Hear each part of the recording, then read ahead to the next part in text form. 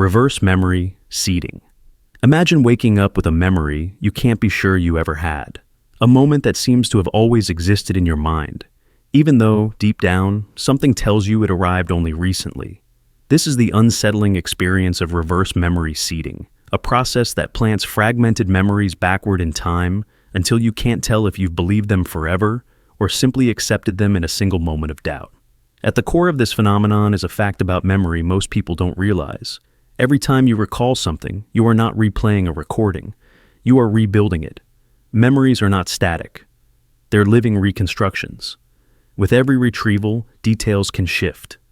Gaps fill in. New connections form. It's like editing a manuscript you can never leave unchanged. Think about a time someone told you, "You've always been like this." Maybe they insisted you were selfish, anxious, or untrustworthy. At first, you were certain it wasn't true. But the more you heard it, the more you began to question yourself. You searched your past for evidence and inevitably found something, some episode that seemed to confirm their claim. Over time, this seed of suggestion grew roots. You began to feel you had always been that way. In psychology, this has been demonstrated through experiments that deliberately implant false memories. In one study, participants were told that as children, they had been lost in a shopping mall, a story their families confirmed was untrue. At first, many participants denied any recollection. But after repeated interviews, about a quarter developed vivid memories of the event. They described the store layout, the panic they felt, even the face of the person who helped them. Though none of it happened, the memory felt genuine. This is how reverse memory seeding works. What begins as a suggestion in the present can spread backward like ink in water, coloring memories that once seemed clear. And the effect isn't limited to personal experiences. Whole societies can experience collective memory seeding. Propaganda, repeated slogans, and selective storytelling can convince people they have always held certain beliefs or supported certain causes. When enough people repeat a narrative, the individual mind folds it into personal history. Consider how political movements rewrite their own timelines. A leader once viewed as controversial becomes a figure of unanimous admiration in retrospect, because the story is repeated until resistance collapses.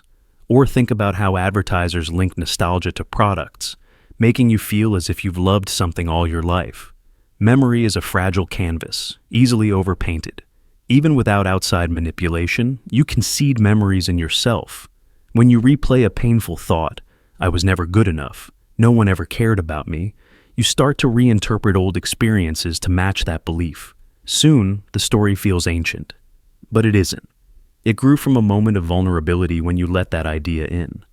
Reverse memory seeding also thrives on the mind's craving for coherence. We want our life stories to feel consistent. We don't like gaps or contradictions. So when a seed is planted, our mind smooths over the inconsistencies, weaving the new memory into the fabric of who we are. Photos can do it. You look at an image of yourself as a child and start to remember sensations and emotions you never actually felt. Or you see a social media post from years ago and reinterpret it through your current beliefs. Each time you revisit that memory, you edit it further. The more often you recall it, the more solid it becomes, until it feels like the memory was always there. What makes reverse memory seeding so disturbing is that it challenges the very idea of identity. If your memories can be altered by suggestion, if beliefs can be pushed backward in time to feel foundational, how do you ever really know who you are?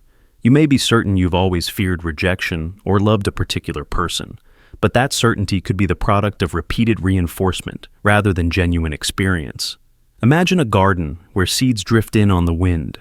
Some grow quietly in the corners, unnoticed, until one day they bloom so brightly you can't remember a time without them. That is your memory. Some seeds you planted yourself, others were slipped into your hand by people you trusted, and some were scattered by those who wanted to control how you see yourself. To protect yourself, you have to recognize that memory is never fully trustworthy. That doesn't mean you should doubt everything, but it does mean you should be aware of how easily your past can be rewritten. When you feel absolute certainty about a memory, ask yourself, when did I first recall this? Who might have influenced how I remember? Does this memory serve someone else's agenda? Memory isn't a static record, it's a living, changing story. And sometimes, the stories we carry are planted by others, then watered by our need for understanding. When a belief or recollection starts to feel inevitable, consider that it may have begun as a passing suggestion that you accepted at a vulnerable moment. Reverse memory seeding reminds us how delicate the boundary is between truth and invention.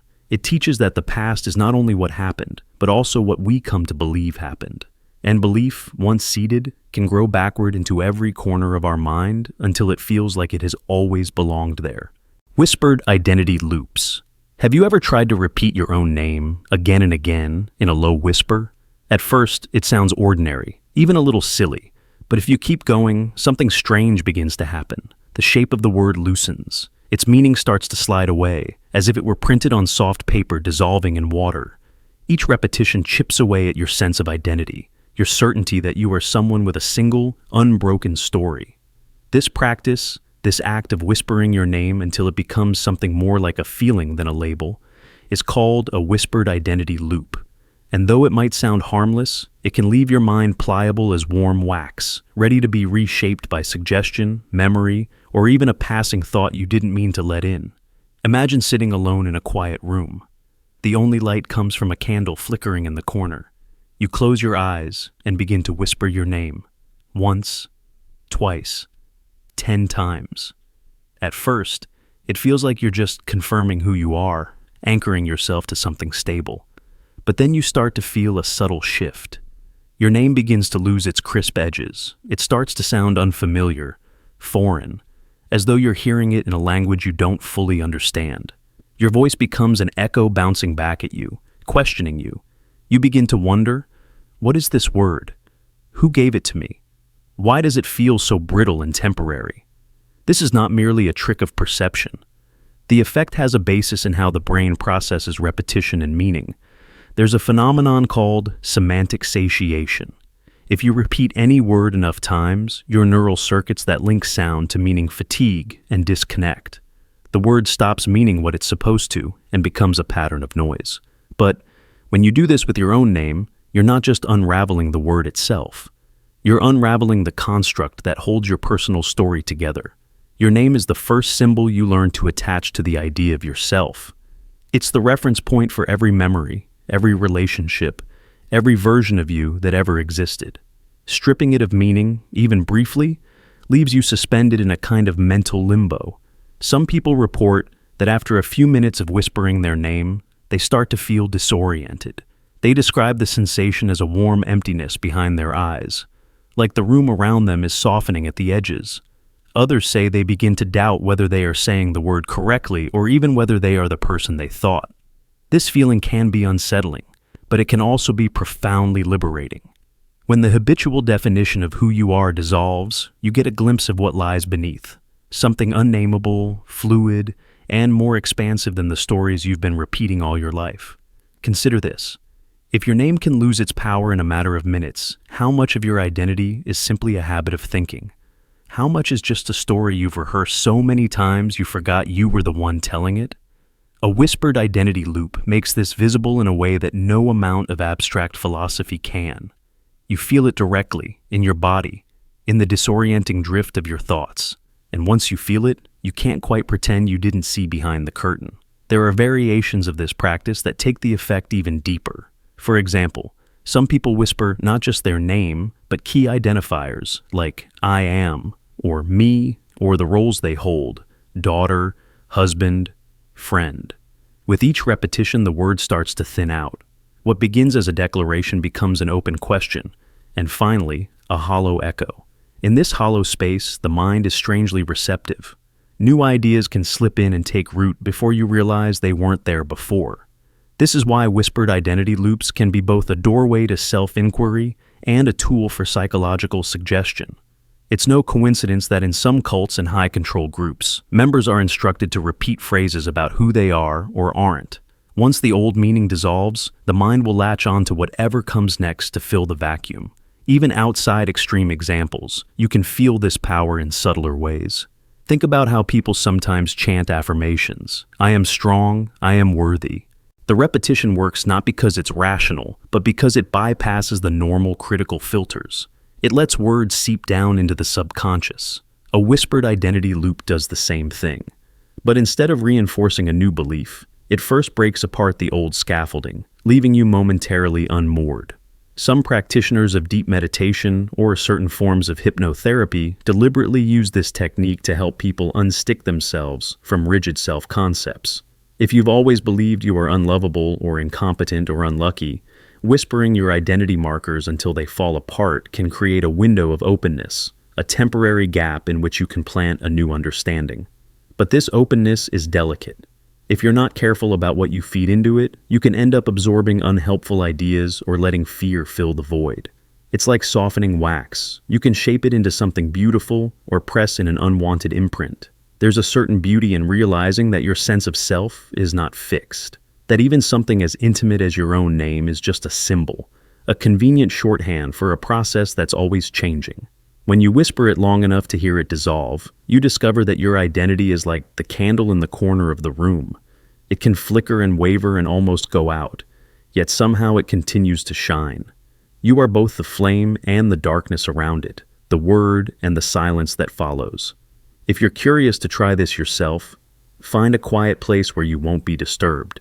Sit comfortably, let your breathing slow, and begin whispering your name in a steady rhythm. Notice how it feels on your tongue, how it vibrates in your chest. Pay attention to when it starts to sound odd, or when you feel the first flicker of unease. That flicker is your mind noticing the gap between language and reality. If you keep going, you may feel a sense of melting, as if the person you believed yourself to be is loosening around the edges. This is normal. You are simply witnessing the mind's attempt to maintain coherence in the face of ambiguity. Stay with it a little longer, past the point where it feels comfortable. Watch what arises in the space that opens up. You may feel emptiness or relief or fear. You may glimpse a more fluid version of yourself, unbound by the labels you've always taken for granted. And when you finally stop whispering, sit in the silence and notice what remains. The word has gone quiet, but you are still here, aware, present, something deeper than any name. In the end, whispered identity loops remind us that identity is not a fixed object. It is a process, a pattern, a story that can be rewritten, blurred, or erased.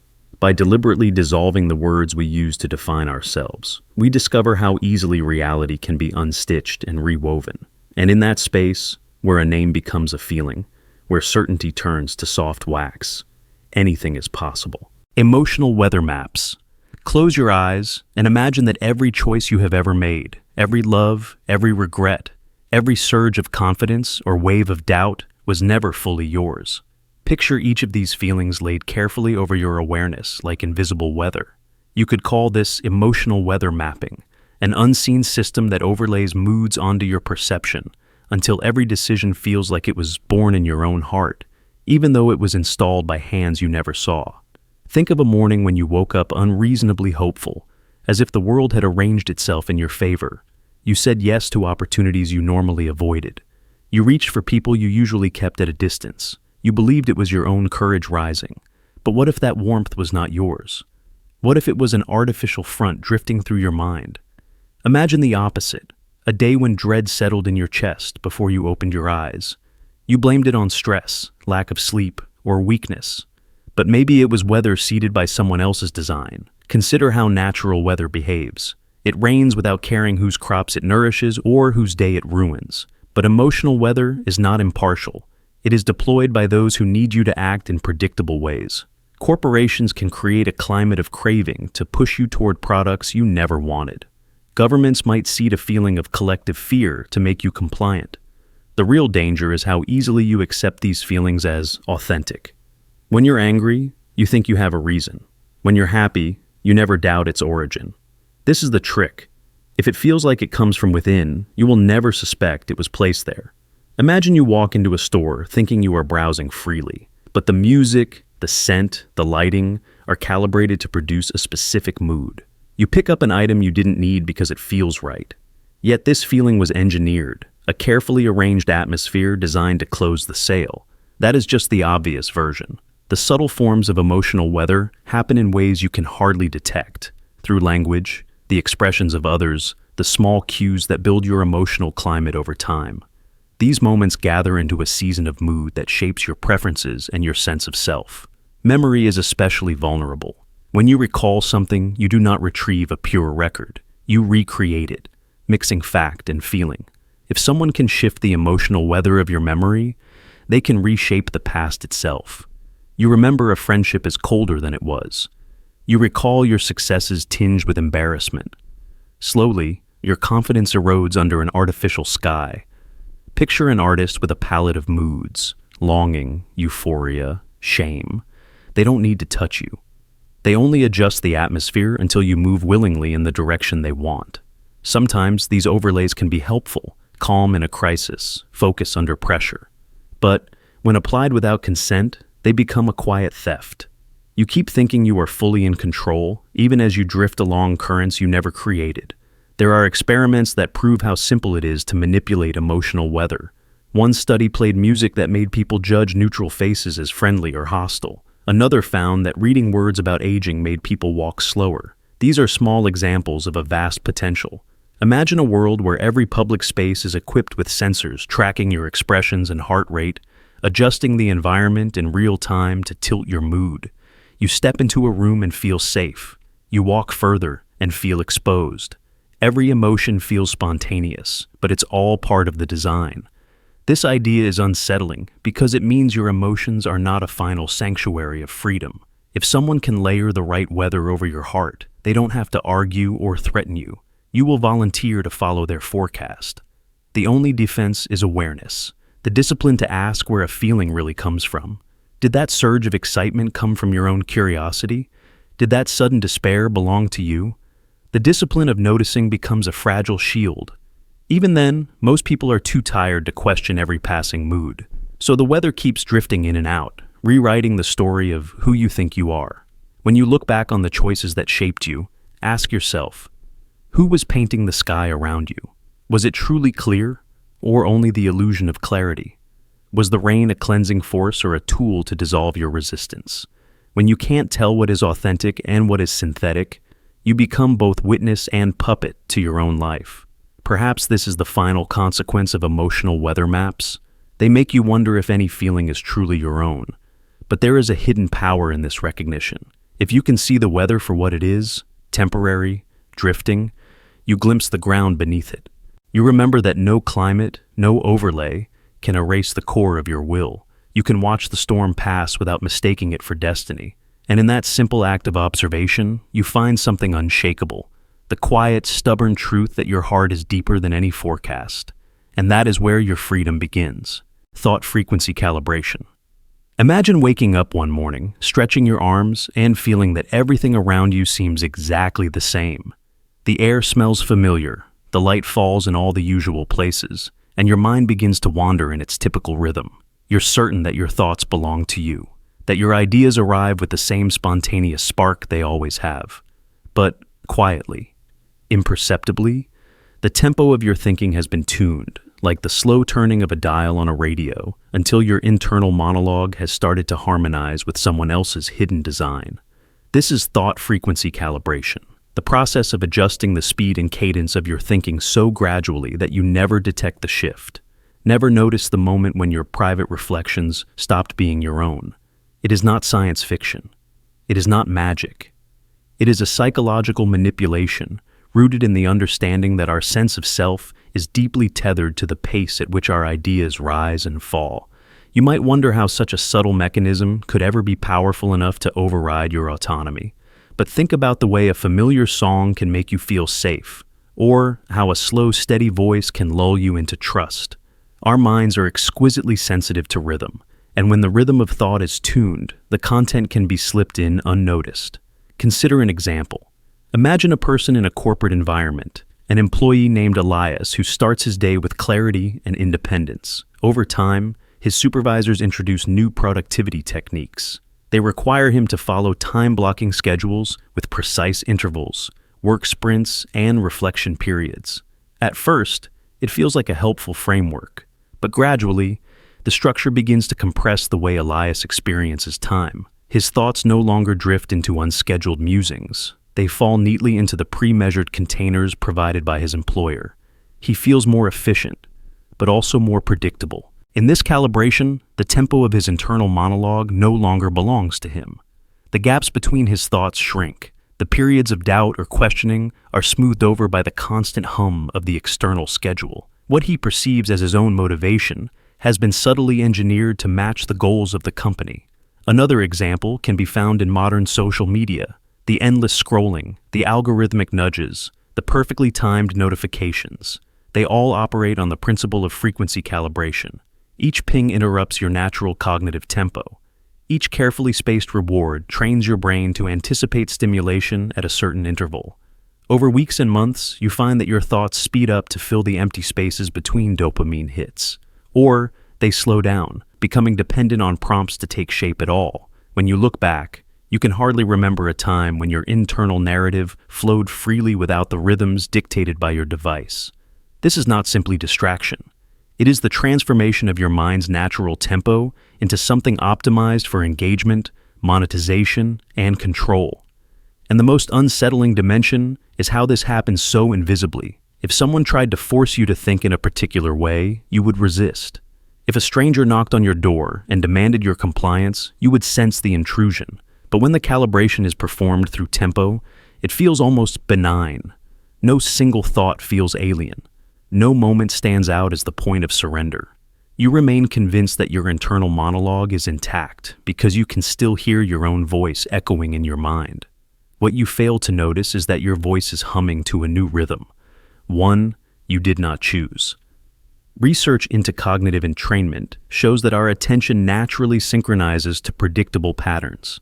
This is why steady drum beats can induce trance states, why repetitive mantras can quiet the mind, and why uniform working hours can standardize productivity across thousands of people.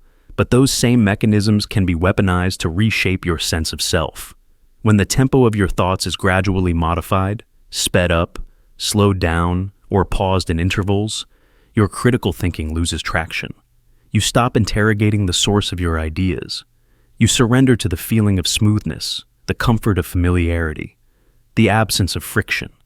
And in that surrender, you become pliable. Picture a metronome slowly increasing its speed next to your bed while you sleep. At first, your dreams unfold in their own irregular cadence, but over hours, your brainstem begins to synchronize to the beat. You don't awaken with any sense that something has changed. You feel exactly like yourself. But your thoughts move in lockstep with the pulse that was introduced while you were defenseless. Now, when you sit down to make a decision, your internal monologue unfolds at the predetermined tempo. You are still the narrator, but the pace of the story has been set by someone else. You may believe you're immune to this, that your independence is too strong to be corralled by rhythm, but consider how easily your mood can be altered by a soundtrack. How often you finish the sentence of someone who speaks in a steady, reassuring tone, or how quickly you lose track of time in environments where every signal is perfectly timed to hold your attention. These are not accidents. They are carefully designed experiences that teach your brain to entrain. The more you are exposed, the less you question. The less you question, the more porous your identity becomes. In time, you may find that your beliefs, preferences, and decisions are shaped by rhythms you did not author. Imagine a person subjected to a constant background voice repeating subtle cues. Not commands, just soft, patient reminders. A word here, a phrase there. Over weeks, the frequency of the reminders increases just slightly. The subject does not notice the change in tempo. They only feel a growing familiarity with the suggestions. The familiarity becomes comfort. The comfort becomes acceptance, and in the end, the acceptance becomes obedience, all without confrontation, all without visible force. Thought frequency calibration is the art of moving your mind's baseline without alerting your defenses. It is the ultimate sleight of hand, an infiltration not of content, but of timing. It relies on the ancient truth that rhythm can slip past awareness, that tempo can override suspicion. If you control the beat, you can smuggle anything into the melody. In a world that thrives on distraction, this technique is more potent than ever. The platforms you use, the notifications you receive, the routines you adopt, they can all be calibrated to mold your tempo of thought until you no longer remember what it was like to think without prompts. If you want to reclaim that space, you must learn to recognize the feeling of your mind accelerating or decelerating in response to external pacing. You must reintroduce silence. Let thoughts arise in their own time. Notice when the gap between them has been compressed into a seamless stream of suggestion. Because the most dangerous thing about thought frequency calibration is not that it changes what you think. It is that it changes when you think, how you think, and how long you linger in the space before deciding. It changes your thresholds for skepticism, your tolerance for discomfort, your hunger for novelty. And as the tempo slides into alignment with someone else's purpose, you remain convinced of your own agency, even as you hum the tune you never chose, even as your monologue recites the story you were given, and even as you slowly become the echo of an echo, carried along by a rhythm you never knew was playing. Subliminal gesture, encoding. Imagine you're sitting alone in a quiet room, believing every movement you make is a conscious choice. But then you notice your finger tapping a rhythm you don't remember starting. Your eye twitches, your foot shifts, repeating in ways too precise to be random. At first, you dismiss it as a quirk of nerves or idle restlessness. But what if those tiny gestures are carrying instructions you never consciously approved? This is the unsettling reality of subliminal gesture encoding, embedding commands into micro-movements so your body obeys before your mind catches up. The technique works because your nervous system is constantly translating signals into motion without asking for your permission. Every day, your brain predicts and primes movements based on patterns it has learned. A subtle cue, like a finger tap, can slide unnoticed past your awareness, gradually conditioning your muscles to react. Over time, your motor cortex learns to treat those signals as normal instructions. You feel as though you're acting naturally, but you're performing a script someone else installed. Imagine a negotiator who taps the edge of his pen every time he mentions agreement. At first, you think it's just a habit. But after dozens of repetitions, your brain starts linking that tapping with a feeling of consent. The tapping primes you to nod, to accept, to yield, without ever realizing you've been trained to react. It feels spontaneous. It feels like your own decision. That is the power of subliminal gestures, their invisibility. Consider a security operative who scratches his cheek in a specific rhythm. His target doesn't suspect anything. Over days, that scratch is paired with standing up, until the target feels an irresistible urge to rise whenever the gesture appears. The body responds automatically before the mind questions why. This is motor priming. Your mirror neurons fire as though you are doing the action yourself, laying down new pathways in your brain. Repetition solidifies those pathways into reflexes. What makes this phenomenon so disturbing is how easily it can hide in plain sight. If someone tried to pressure you with words or threats, you'd feel resistance. But a pattern of microsignals, disguised as harmless fidgets, slips under your radar. Your mind stays convinced it's in charge, even as your body rehearses instructions you never consciously accepted. The manipulation is undetectable until it's too late. Not all uses of subliminal gesture encoding are sinister. In dance training, instructors tap the body in rhythm to teach timing, building muscle memory without overt explanation. Athletes use repeated cues to automate movements under pressure. In these contexts, subliminal encoding is simply a method for speeding up learning. But the underlying mechanism is the same, repeated microsignals gradually reshaping the nervous system's expectations. Trust accelerates the effect. When you feel connected to someone, a mentor, a partner, you naturally mirror their gestures. This openness makes your mind more receptive. The closer the bond, the easier it is to embed instructions without detection. In skilled hands, a few subtle gestures can evolve into a choreography of influence. Think of how this could play out in everyday life. A colleague lightly taps a glass before you share an idea, conditioning you to feel hesitant. A salesperson smooths their sleeve each time they mention urgency, making you feel rushed. A friend uses a tiny hand motion whenever they suggest you owe them a favor, planting guilt that doesn't belong to you. Because these signals appear harmless, you never consider their impact.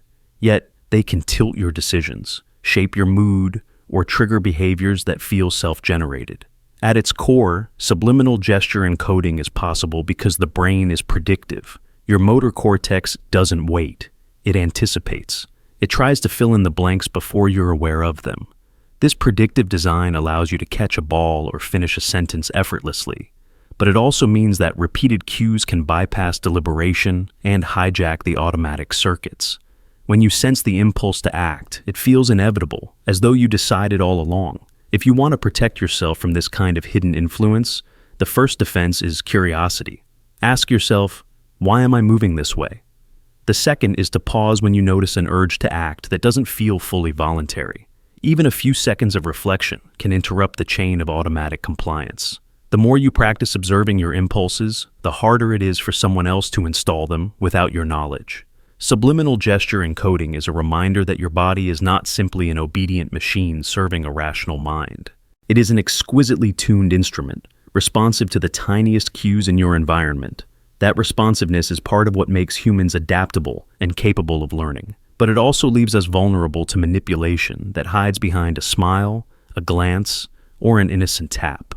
So, the next time you catch your hand moving before you think or feel an urge that seems to appear out of nowhere, consider whether that motion might have a hidden author. Because sometimes, the smallest gestures are the loudest commands, whispered instructions that guide you long before you realize you've been guided.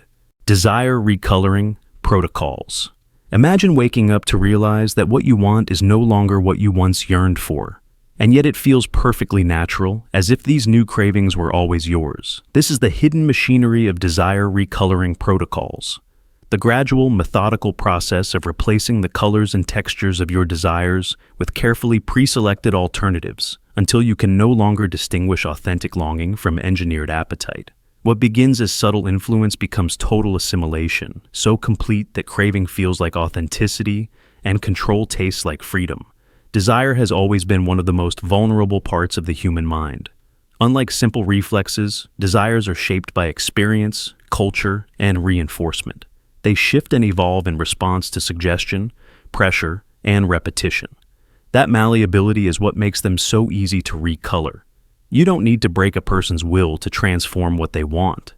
You only need to wrap their existing motivations in new language, new symbols, and new rewards. Consider a simple example. A child who once wanted to draw and invent stories. If enough voices say, "Art is a waste of time," you should focus on something practical. The child begins to feel guilt around creativity. Over time, that guilt stains the original desire. The warm colors of inspiration fade, replaced by the dull gray of obligation. Eventually, the child no longer craves artistic expression. They crave approval instead. The original desire hasn't vanished. It has been recolored so thoroughly that it feels foreign and embarrassing.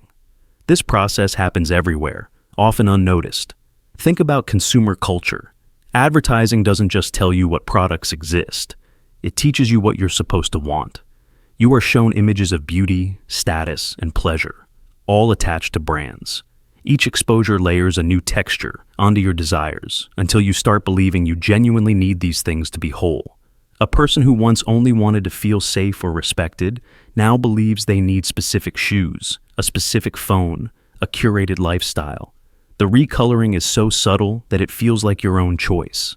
But the protocols don't stop at products. They target your aspirations and relationships. A culture can define success so narrowly that every other ambition feels like failure. For instance, you might have dreamed of working quietly in service of others.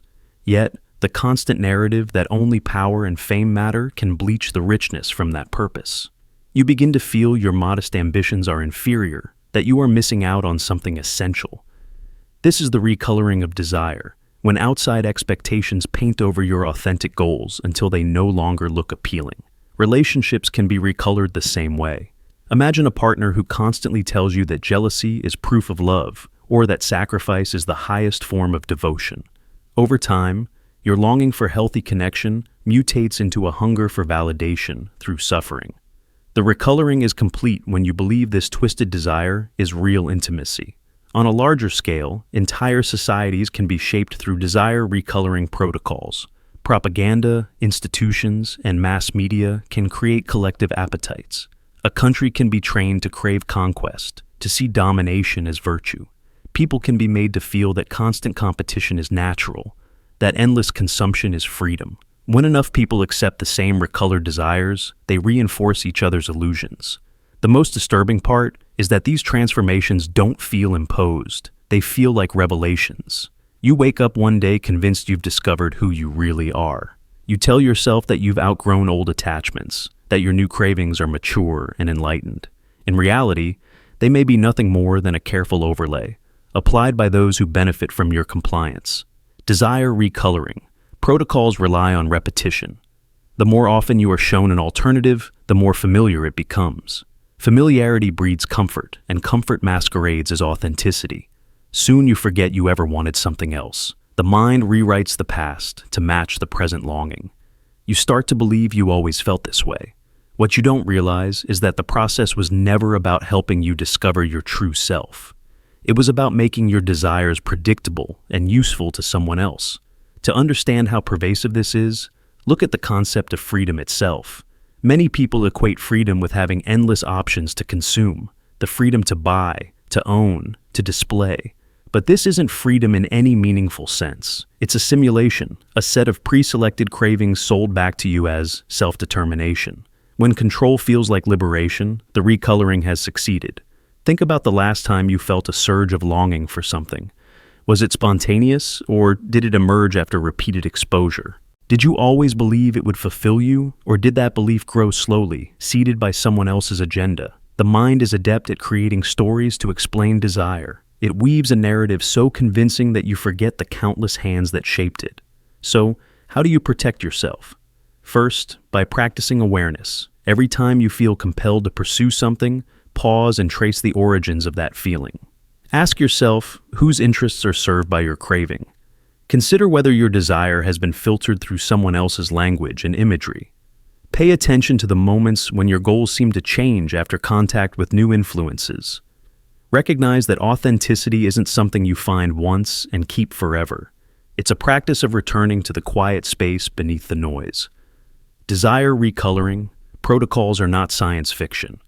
They are happening around you, in every headline, every advertisement, every social feed.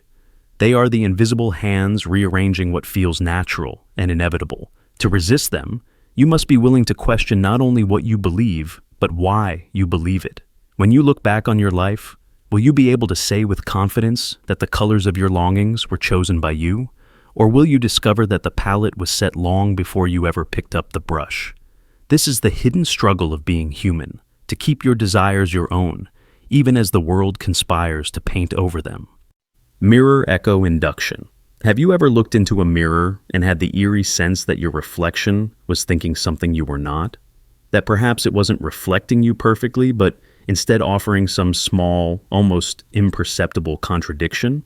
Imagine standing before the glass, watching your own face, and noticing that the expression staring back doesn't quite match the feeling in your chest. Maybe your lips look flatter, more skeptical than the amusement you feel, or your eyes seem heavier, more burdened than the curiosity running through your mind. This dissonance is the seed of something called mirror echo induction, a method of gradually teaching your reflection to betray you, to become a subtle but relentless opponent to your own certainty. Over time, this practice trains you to question your instincts, your feelings, even your memory, and once you've learned to distrust yourself, you become infinitely more receptive to any external voice willing to tell you what's real. Mirror echo induction begins innocently enough. In its simplest form, you simply spend time observing yourself closely in the mirror. At first, the reflection seems trustworthy, a loyal twin faithfully echoing your gestures. But soon, you introduce tiny delays or distortions. Maybe you move your eyebrows and hold them in place, watching how the rest of your face reacts. You practice expressions you don't feel, forcing yourself to grin while feeling no amusement, to scowl while feeling no anger. You linger in this tension. You study the mismatch. Over days and weeks, the process conditions you to expect a discrepancy between what you feel and what you see. Your mind starts to adapt by accepting that your own signals cannot be trusted. Imagine waking up in the morning, looking in the mirror, and deliberately softening your expression, even though your mood is tense. You stand there long enough that your eyes begin to water. You keep holding the softened mask, noticing how foreign it feels. Later, when you catch a glimpse of yourself in a shop window, your brain hesitates. Are you tense or calm? Is this irritation you feel, or just a habit of holding your jaw tight? Each time this question arises, you lose a tiny fraction of certainty about who you are. Mirror echo induction is a quiet erosion of self-consistency, an incremental rewriting of your emotional vocabulary. Psychologically, this works because our brains rely heavily on visual feedback to interpret and confirm what we're feeling. There's a well-studied effect called the facial feedback hypothesis. If you force your face into a smile, even artificially, your brain starts to release neurochemicals that reinforce the sensation of happiness. But when you flip this principle, when you make your face contradict your emotion, your brain struggles to reconcile the mismatch. It suspends its verdict. It becomes more malleable, more eager to seize on any narrative that will resolve the tension. This is why mirror echo induction can be so powerful and potentially so dangerous. If you practice it long enough, you can cultivate a state of chronic self-doubt. In that state, a suggestion from the outside, a comment, a belief, an instruction, can land with disproportionate force. You may start to rely on someone else's version of reality because yours has grown too ambiguous to feel trustworthy. Think of how this could play out in a controlled environment. Imagine a person spending half an hour every day in front of a mirror, repeating small rituals of contradiction. They raise their eyebrows in a performance of surprise while thinking only boredom. They force their mouth into a sympathetic curve while rehearsing cold indifference. Over time, the ritual becomes a kind of rehearsal for self-betrayal. When this person then hears another voice, whether it's a friend, a lover, or an authority figure, describe their feelings, they're more inclined to accept that version. After all, their own signals have been systematically confused.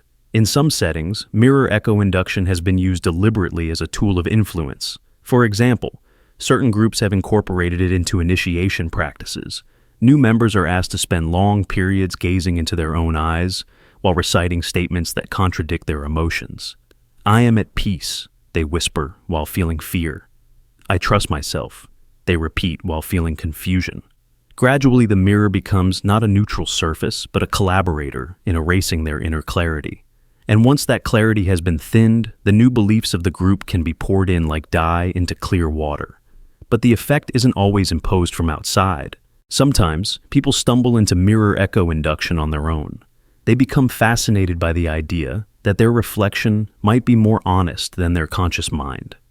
They search the mirror for clues about their real feelings. They fixate on every micro-expression, dissecting each flicker of muscle tension for hidden messages. In this obsession, they accidentally train themselves to feel divided, to suspect that there is always some hidden motive lurking behind their own face. And the longer they maintain this practice, the more their sense of an integrated self begins to fracture. It's important to understand that this technique is not inherently evil. Like any tool of the mind, it can be used constructively or destructively. Some therapists working with people who struggle to identify their feelings, what psychologists call alexithymia, have experimented with the gentle forms of mirror observation to help patients learn emotional recognition. But the line between healthy exploration and corrosive doubt is thin. If you cross it, you can start to feel like you are living in a hall of mirrors, where every reflection is a new contradiction, and no expression can be trusted as real. If you ever decide to experiment with this practice yourself, do so with great caution. Sit in front of a mirror with a clear intention. Spend a few minutes simply observing your natural expression, letting it match whatever you feel without interference. Notice the details, the tiny creases around your eyes, the set of your mouth, the tilt of your head. Only then, and only briefly, try to create a deliberate contradiction. Force a smile when you don't feel it, or lower your gaze as if you were ashamed when you feel confident. Observe the discomfort this creates. Notice how quickly your mind rushes to explain or justify the mismatch. That rush is a sign of how deeply you crave coherence. When you finish, take a moment to restore alignment. Let your face return to a natural state, your muscles releasing the performed expression. Feel your real emotion behind your eyes. This resynchronization is vital. Without it, you risk leaving the session with your internal compass bent, more susceptible to other people's narratives. Mirror echo induction is ultimately a reminder of how fragile identity can be. The reflection you see in the glass is never neutral. It can be a loyal mirror or a cunning accomplice in the erosion of your self-trust. When you train it to contradict you, you're not just playing with perception. You're rehearsing a fracture in your own coherence. And in that fracture, any voice, any doctrine, any manipulator can step in and offer certainty. If you find yourself drawn to the practice, ask yourself why. Is it curiosity, the desire to understand your own mind more deeply? Or is it a hidden wish to be told what to feel, what to believe, who to be. Because in the end, the most dangerous aspect of mirror echo induction isn't that it can confuse you in the moment. It's that it can leave you so hungry for clarity that you will accept almost any answer, so long as it promises to end the echo. Memory inversion scripts. Imagine if every memory you hold was quietly turned inside out, like flipping a glove. The moments you thought were bright suddenly feel muted, hollow. The times that once caused you pain now radiate a strange warmth you can't explain. This is not a fantasy of science fiction. This is the unsettling reality of memory inversion scripts, an invisible process designed to reverse the polarity of your memories so that every triumph becomes a cautionary tale and every failure becomes an acceptable lesson that pushes you into quiet compliance. Consider a memory of success, a day when you felt invincible, when you surpassed expectations and tasted the sweetness of your own potential. Now imagine that each time you replay this memory, it feels a little less like a victory. Instead of pride, you feel anxiety. Instead of inspiration, you sense embarrassment. Over time, you begin to wonder if your success was a fluke, if you were simply lucky, if you even deserved it. What once fueled your confidence now becomes a story you tell yourself with an asterisk, a hidden warning not to reach so high again. This is memory inversion in its most corrosive form. It doesn't erase what happened, it just quietly alters the emotional code attached to it. Now reverse the pattern. Think of a memory that once haunted you, a failure, a heartbreak, a loss. With a subtle shift, this recollection no longer brings pain. It is reframed as necessary, even comforting. You start to feel grateful that it happened because it taught you to lower your expectations, to stay small and safe. This is the trap. Your past is not simply rewritten, it is inverted, so that every path out of the cage feels unworthy, and every path deeper into it feels inevitable. Memory has always been more fragile than we want to believe. Each time you recall something, you are not retrieving an exact recording. You are reconstructing it, weaving together images and emotions, filling in gaps with guesses you barely notice. Memory inversion scripts exploit this flexibility. They work through suggestion, repetition, and subtle cues. A word here, a tone of voice there, a well-timed image or sound. Imagine being in a workplace where every time you think of your best ideas, you also remember the criticisms that followed. At first, you brush it off. But over weeks and months, the association deepens. The pride of your creativity becomes tinged with dread. You start to avoid taking risks because the memories of success have been inverted into warnings. On the surface, you are still the same person, going through the same motions. But inside, the compass that guided you has been subtly recalibrated to point away from your own aspirations. This process is not always malicious. Sometimes, it is marketed as therapy, a way to ease trauma, to dull the sting of painful memories, and in certain contexts, it can bring relief. But the same mechanisms that soothe can also be weaponized. If someone has the power to invert your memories selectively, they have the power to control your future choices. They don't need to lock you in a cell or shout commands. They simply adjust the emotional content of your past until you walk willingly into the mold they prefer. Consider relationships. You meet someone who challenges you, who pushes you to grow. In the beginning, the memory of them feels electrifying, full of possibility. But over time, small seeds are planted. Comments from others that they are dangerous, too intense, bad for your stability. Soon, your memory shifts. The excitement feels reckless. The connection feels threatening. What was once a spark becomes a red flag. You pull away, believing this is your own good judgment, but it was never fully yours. Or think of society at large. Entire communities can be guided by mass memory inversions. A moment of collective triumph is reframed as hubris. A time of struggle is repainted as virtuous sacrifice. Each generation inherits these curated stories, never realizing the emotional script has been reversed to keep them obedient. The result is a population that looks backward and sees no precedent for real change, only cautionary tales that warn them to accept the way things are. If this sounds implausible, remember how easily your memories can be shaped by repetition alone. Psychological studies have shown that simply repeating a false detail can make people remember it as true. Now consider what happens when the detail itself remains accurate, but the emotion is inverted. You don't question the facts because they haven't changed. What you fail to notice is that the meaning has shifted underneath you. This is the true danger of memory inversion scripts. They do not need to falsify your past. They only need to adjust the feeling, the shading, the context. And because you still recognize the events, you never suspect that the emotional polarity has been reversed. You might wonder how to defend yourself. The first step is awareness, the discipline to question not only what you remember, but how you feel about it. Ask yourself why your greatest achievements suddenly taste sour, or why your failures feel comforting. Who benefits from your new perspective? What would it mean if the feelings attached to your memories were not organic, but planted? To reclaim your mind, you must hold your memories up to the light of your own scrutiny.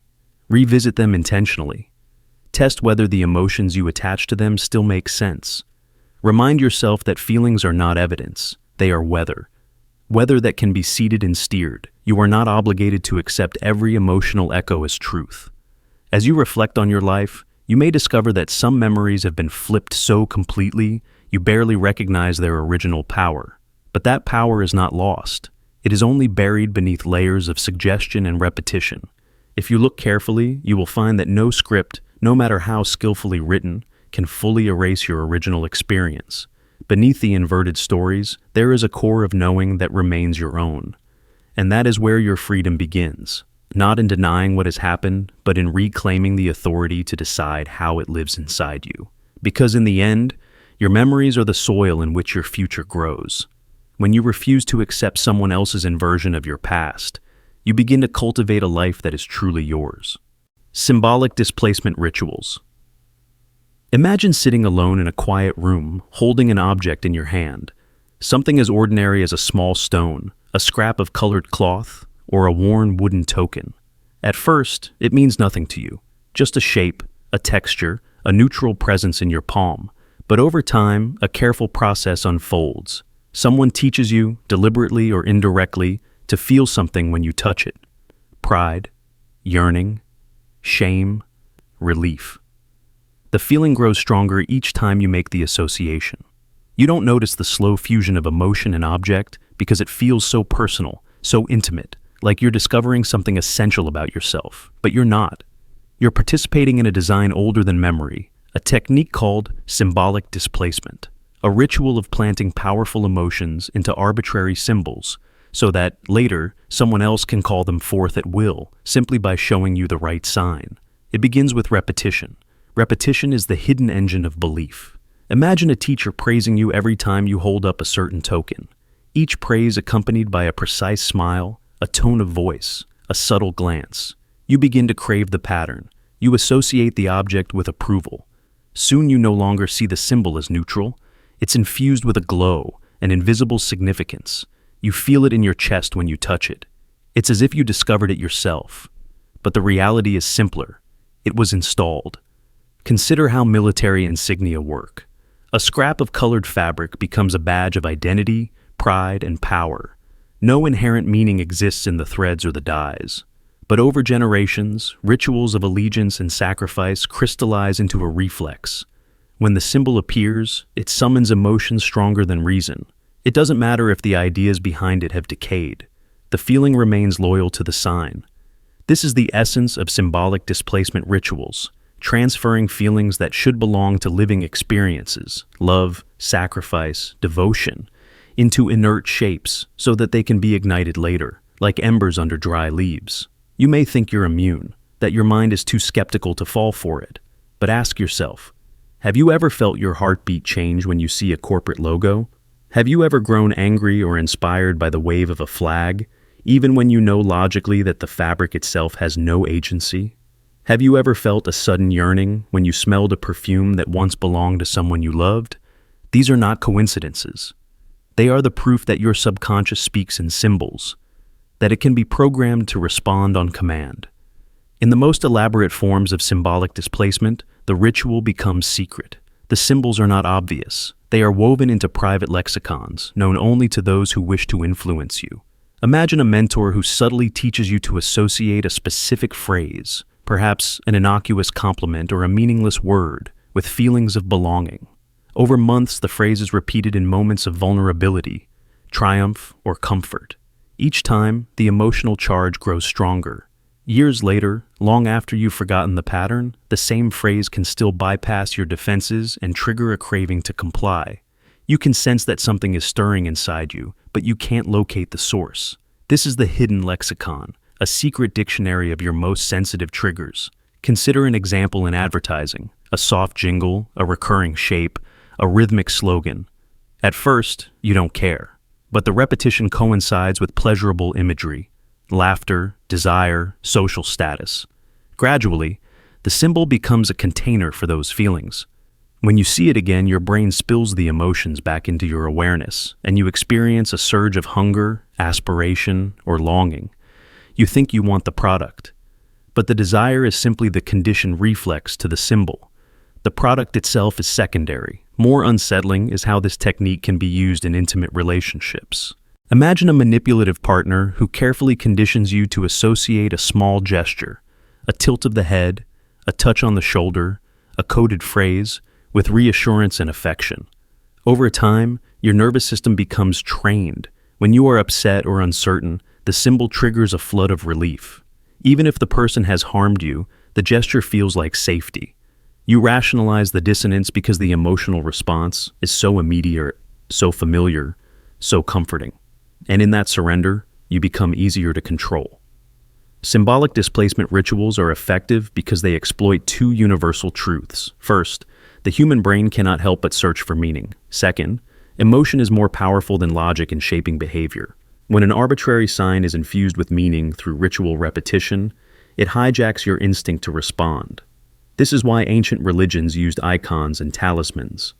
Why political regimes invest so much in spectacle and insignia. Why corporate brands spend billions embedding feelings into simple logos. Every symbol becomes a lever that can move you without force. The most dangerous part is how natural it feels. If the manipulation were overt, you would recognize it as coercion. But when it unfolds gradually, when the symbols are wrapped in shared stories and secret ceremonies, you experience the resulting emotions as authentic. You never suspect that the feelings were transplanted into the symbols with careful intention. Picture someone holding the hidden lexicon of your subconscious, the private codebook of all your triggers. They don't need to threaten you or argue. They simply show you a familiar sign. Your body does the rest. Your pulse changes, your breathing shifts, your mind opens a little wider, and you comply, because the feeling seems to belong to you, because the ritual has been so thoroughly woven into the fabric of your identity that you cannot tell where it ends, and you begin. To protect yourself, you must learn to trace your emotional reactions back to their origins. When a symbol stirs something powerful in you, pause. Ask yourself, is this feeling earned by experience, or was it installed by repetition, by the quiet rehearsal of ritual? The distinction matters because every moment you let an arbitrary symbol dictate your state of mind, you surrender a little more of your freedom. Because in the end, symbolic displacement rituals are not about the symbols themselves. They are about access. Whoever holds the lexicon can summon your deepest feelings with a single gesture, a simple phrase, an unremarkable shape. They can orchestrate your identity without you ever knowing the performance has begun. And as long as you mistake those feelings for your own, you remain bound to the script, convinced that you are the author, even as your strings are being pulled. Expectation sculpting devices. Imagine you're walking down a hallway you've never seen before. You feel certain you're moving towards something important, something you chose. But look more closely, and you'll notice the walls are guiding you with subtle slopes and hidden partitions. No matter where you turn, you end up in the same place. You believe you decided to walk this path, but the corridor was designed to steer you from the start. This is what expectation sculpting devices do inside your mind. They create invisible frameworks of anticipation, so you repeatedly step into the same mental traps, convinced you arrived there by your own free will. Expectation sculpting begins with a simple principle. Your brain hates uncertainty. It's wired to predict what will happen next, to fill in gaps before evidence arrives. When someone deliberately shapes those expectations, they can manipulate your thoughts without ever needing to command you outright. You become so invested in confirming your predictions that you ignore all evidence contradicting them. And so, you enter the same loops again and again, never questioning who built the maze. Picture an online marketplace that shows you carefully selected reviews, sorted not by accuracy, but by a hidden algorithm designed to prime your beliefs. When you read glowing stories about a product, your brain begins to expect satisfaction. The first moment you use the item, you filter every sensation through that lens. A mediocre experience feels adequate. A slight flaw becomes forgivable. Your mind rushes to align reality with the expectation that was quietly installed.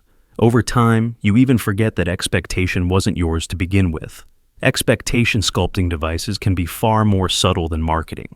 Imagine a relationship where one person gently, repeatedly tells you what a certain experience should feel like, how love is supposed to look, how commitment must be tested. You start noticing every small gesture that matches this narrative. You dismiss any evidence that contradicts it. You become trapped in an invisible script, acting out roles you never consciously agreed to play. The more often you confirm the expectation, the deeper the groove in your mind becomes. Soon, you don't just expect the pattern, you crave it. Neurologically, this happens because the brain rewards fulfilled predictions. When reality aligns with expectation, your reward circuits release a small burst of dopamine, a chemical signal reinforcing the accuracy of your forecast. This is why even negative expectations can be comforting. If you believe you will fail, and then you do, the prediction was still correct. The familiar sense of disappointment can feel safer than the uncertainty of hope. And so, you keep returning to the same beliefs, reinforcing the same outcomes, never realizing how thoroughly your expectations have been sculpted. Consider a teacher who tells a student, day after day, that they have potential but lack focus. The student begins to interpret every stumble as evidence of that judgment. They lower their ambitions to match the prediction. Even their small successes feel accidental, never fully owned. Over time, the expectation becomes a cage. The student stops trying to escape because they've come to expect failure, and fulfilling that prophecy feels more natural than risking change. Expectation sculpting devices work best when they remain hidden. If someone told you outright, "I'm going to implant this framework in your mind," you'd resist. But when the cues are slipped into casual conversation, repeated softly, paired with authority or trust, they slip past your defenses. You don't feel manipulated. You feel guided by your own intuition. This illusion of autonomy is the final trap. You defend your expectations as self-made because it feels humiliating to admit they were installed. Think about how this manifests in group dynamics. A leader might frame every new idea in the context of past failures, subtly teaching the team to expect disappointment. Even when evidence suggests success, the group's collective prediction becomes a gravitational pull toward skepticism. They hesitate to innovate. They prepare for loss.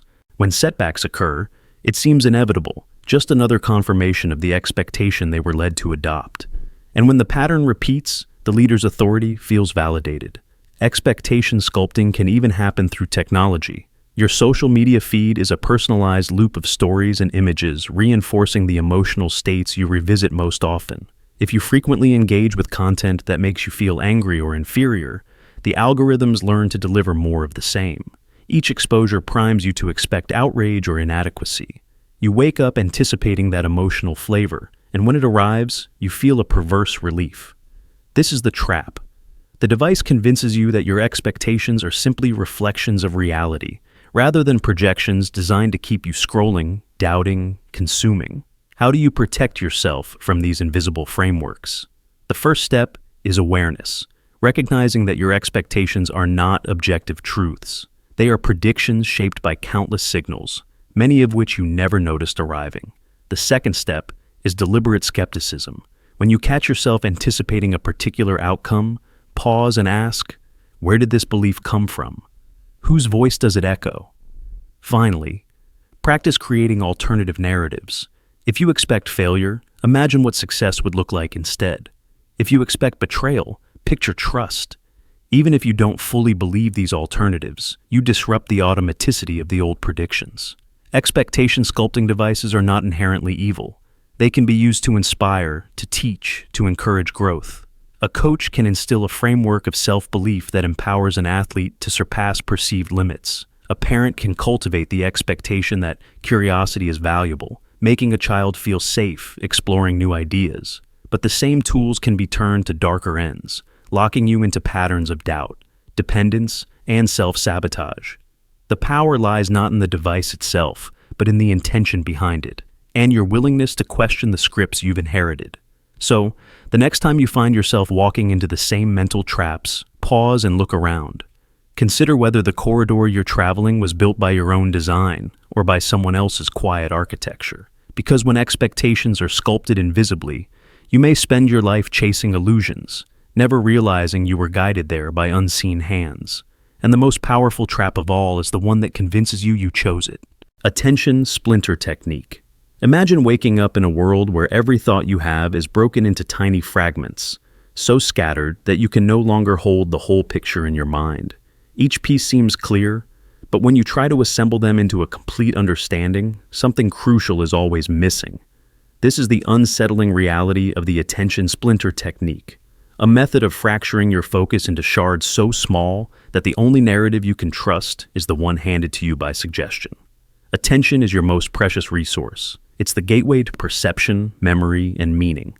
Yet, it is astonishingly fragile. Your mind is not designed to process everything at once. It filters, selects, and discards. When your attention is split too many ways, your ability to detect manipulation collapses. You become reliant on shortcuts, summaries, headlines, confident voices to tell you what's important and what's real. The attention splinter technique exploits this vulnerability. By flooding you with competing stimuli, it forces your focus into a state of constant fracture. You are pulled from notification to notification, from crisis to spectacle. Each demand on your attention leaves less room for reflection. Instead of integrating information, you experience isolated moments. Over time, the connections between them fade. All you have left are fragments, shards of insight that never quite form a coherent truth. Consider how this works in modern media. You scroll through dozens of headlines in minutes. One story warns of catastrophe. The next offers trivial distraction. Each item is designed to hijack a tiny slice of your attention. None of them stay long enough to be examined deeply.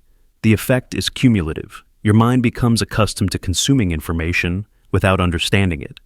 You start to feel informed simply because you've seen so much.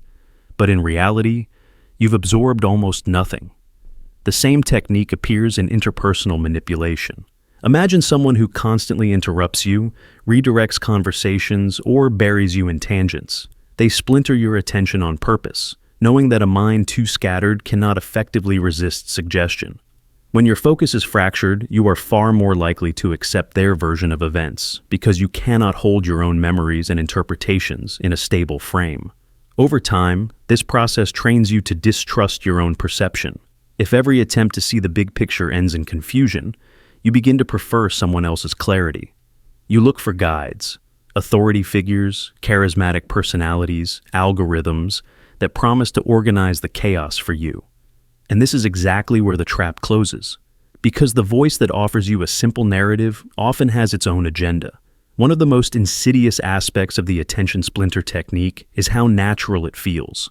You might think of distraction as a failure of discipline, something you could fix with more willpower. But what if your attention was never meant to withstand this level of assault? What if the human mind, evolved to focus on one threat or opportunity at a time, is fundamentally unprepared for a world that demands simultaneous vigilance across hundreds of channels? This vulnerability is no accident. Entire industries have been built to fracture your focus. Social media platforms profit from engagement. How often you check, how long you stay, how many micro-reactions you produce. They are engineered to keep your attention fragmented because a fractured attention is easier to monetize. You become a passive recipient of curated information, unable to reconstruct the broader context that would let you question it. Think about the last time you tried to focus deeply on something meaningful. How long did it take before a notification or distraction pulled you away? Did you return to your original thought, or did you chase the interruption down a new path? Each tiny diversion seems harmless, but together they create a permanent state of partial attention, a mind so occupied with fragments that it can never fully reassemble the whole. This is why the attention splinter technique is so effective in shaping belief. If you can be prevented from concentrating long enough to question, you will default to whatever story is repeated most confidently. You will mistake familiarity for truth. And once that happens, you will defend the borrowed narrative as if you discovered it yourself. The consequences go beyond individual confusion. When entire communities live in fractured attention, shared understanding becomes impossible. People no longer agree on what is real because no one holds the same fragments. Everyone clings to a different partial picture. The bonds that hold society together, trust, empathy, reason, begin to dissolve. To resist this, you must reclaim your focus. This is not easy. It requires deliberate effort to step away from the systems designed to splinter your attention. It means limiting exposure to constant updates, giving yourself time to think without interruption, and learning to be suspicious of voices that demand immediate agreement. It means practicing the uncomfortable discipline of sustained contemplation in a culture that rewards perpetual distraction. When you feel the impulse to trust the simple version of a story handed to you, pause. Ask yourself whether you've been given the space to see the full context. Have you assembled your own understanding, or are you accepting a narrative precisely because your attention has been too fractured to challenge it? The attention splinter technique thrives on your instinct to avoid uncertainty. It preys on your need for closure. But genuine clarity does not come from surrendering to the easiest explanation. It comes from piecing together the fragments yourself, even when the picture is incomplete. The work of focus is the work of freedom. If you can resist the pull to live in splinters, if you can reclaim your attention from the forces that seek to fracture it, you may discover that the whole picture was always within your reach, waiting patiently for you to look, uninterrupted, and see. Gratitude reinforcement hooks. Imagine being thanked so often, so insistently, that the very act of gratitude starts to feel like an obligation. At first, you might think you're simply becoming a more appreciative person. But beneath the surface, something more calculated can be unfolding. This is the subtle mechanism of gratitude reinforcement hooks. It's the practice of embedding commands or expectations inside repeated gratitude rituals until thankfulness stops being a virtue and becomes a leash, tugging you in directions you no longer realize you're being guided. Gratitude is one of the most powerful social adhesives. When someone does you a favor, your impulse to reciprocate is ancient, automatic. It's rooted in the social contracts that have kept humans alive for millennia. A gift demands a response. An act of kindness generates a debt, even if it's invisible. And when that response is leveraged, when it is carefully shaped into compliance, gratitude becomes less about appreciation and more about subtle control. Think of a time someone helped you when you were vulnerable. Maybe you were sick, alone, or simply exhausted. They stepped in with assistance, a meal, a ride, a comforting word, and you felt genuinely grateful. In that moment, your guard lowered. You accepted their kindness, you opened yourself to their influence. That is the healthy, necessary side of gratitude.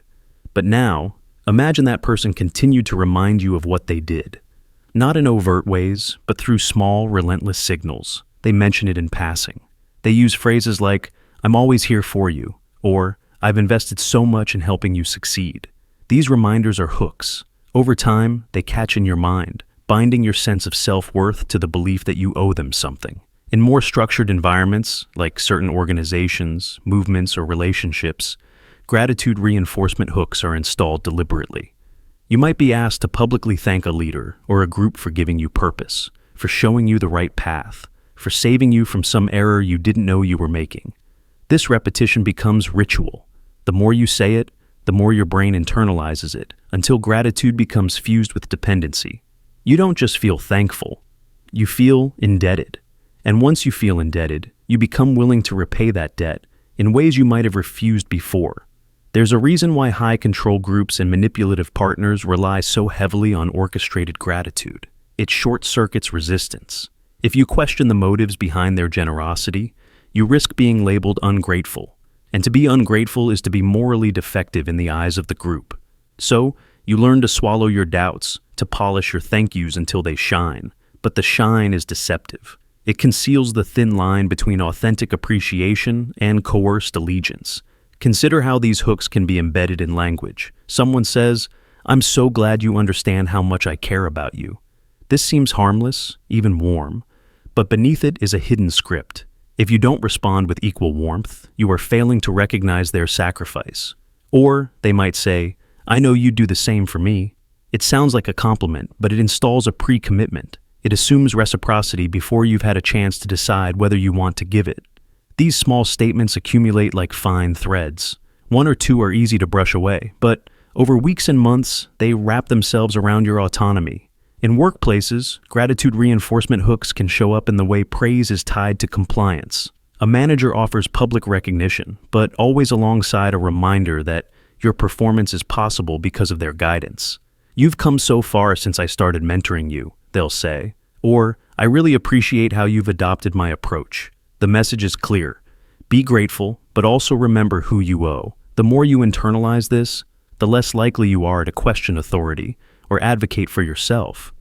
Gratitude becomes a tool of behavioral conditioning.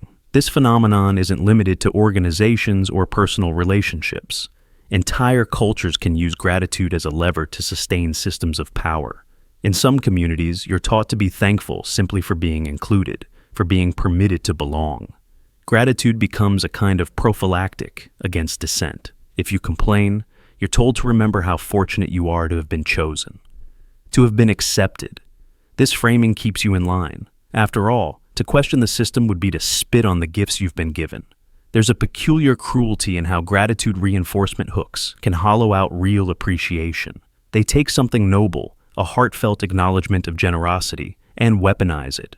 Over time, you might start to feel that your gratitude is no longer yours to give freely.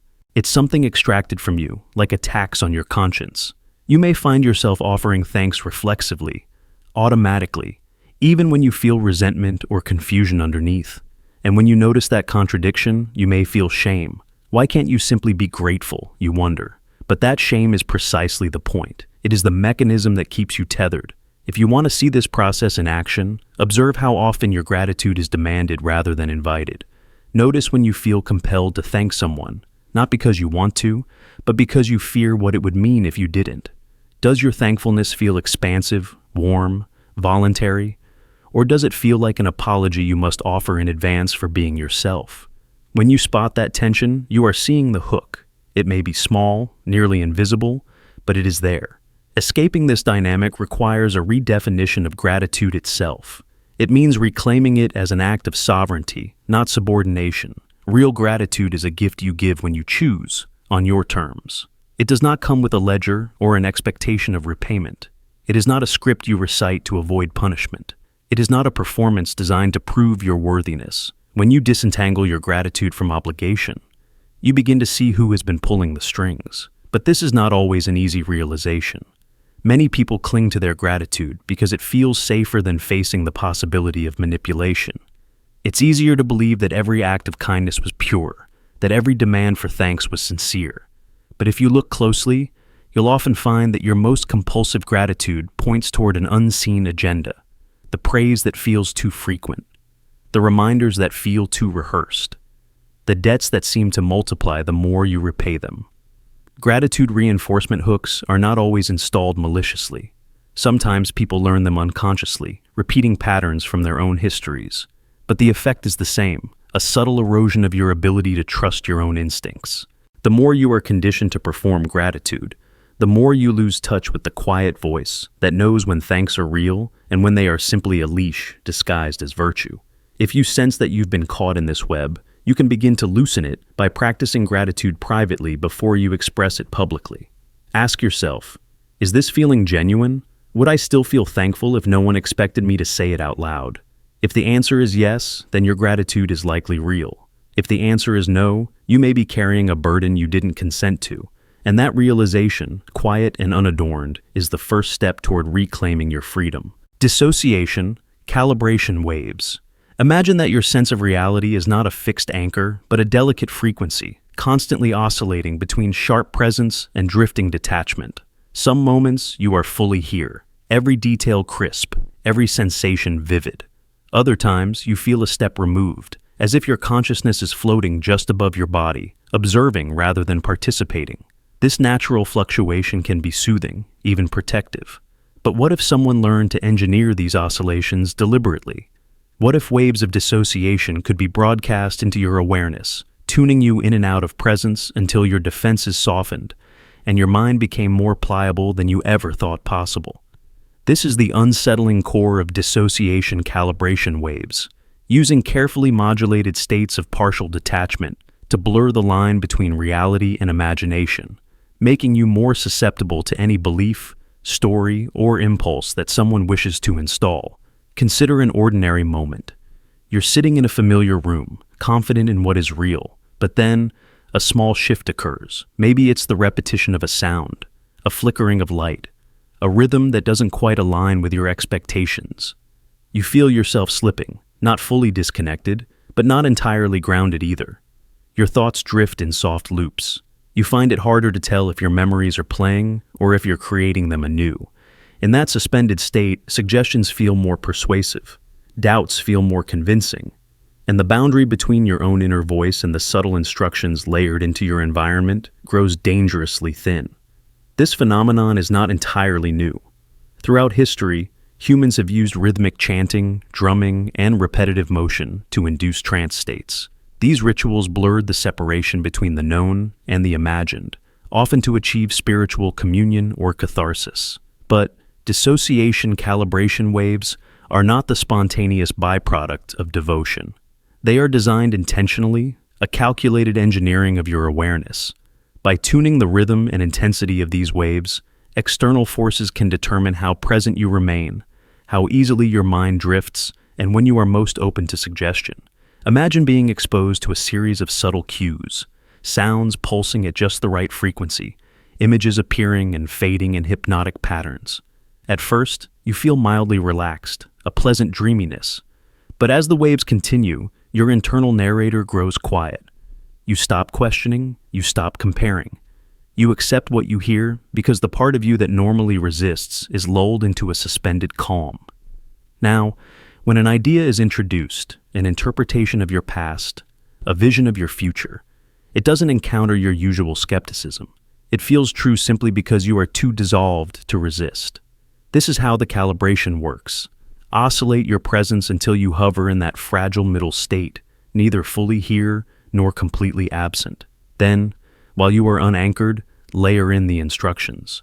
Over time, this technique can rewire not only your beliefs, but your sense of who you are. The process is incremental. You might not notice the first few calibrations. You simply feel more tired than usual, more suggestible. Your memories blur at the edges. A conversation you thought you had becomes indistinct. Your certainty about what you did or why you did it begins to erode. Each of these small fractures is a foothold for deeper influence. Picture yourself watching a screen.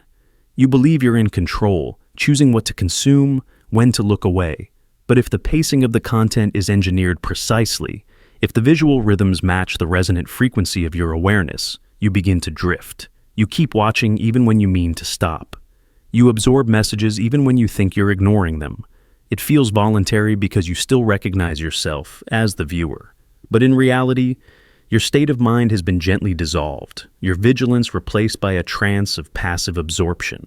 One of the most insidious features of dissociation calibration waves is that they can be masked as ordinary relaxation.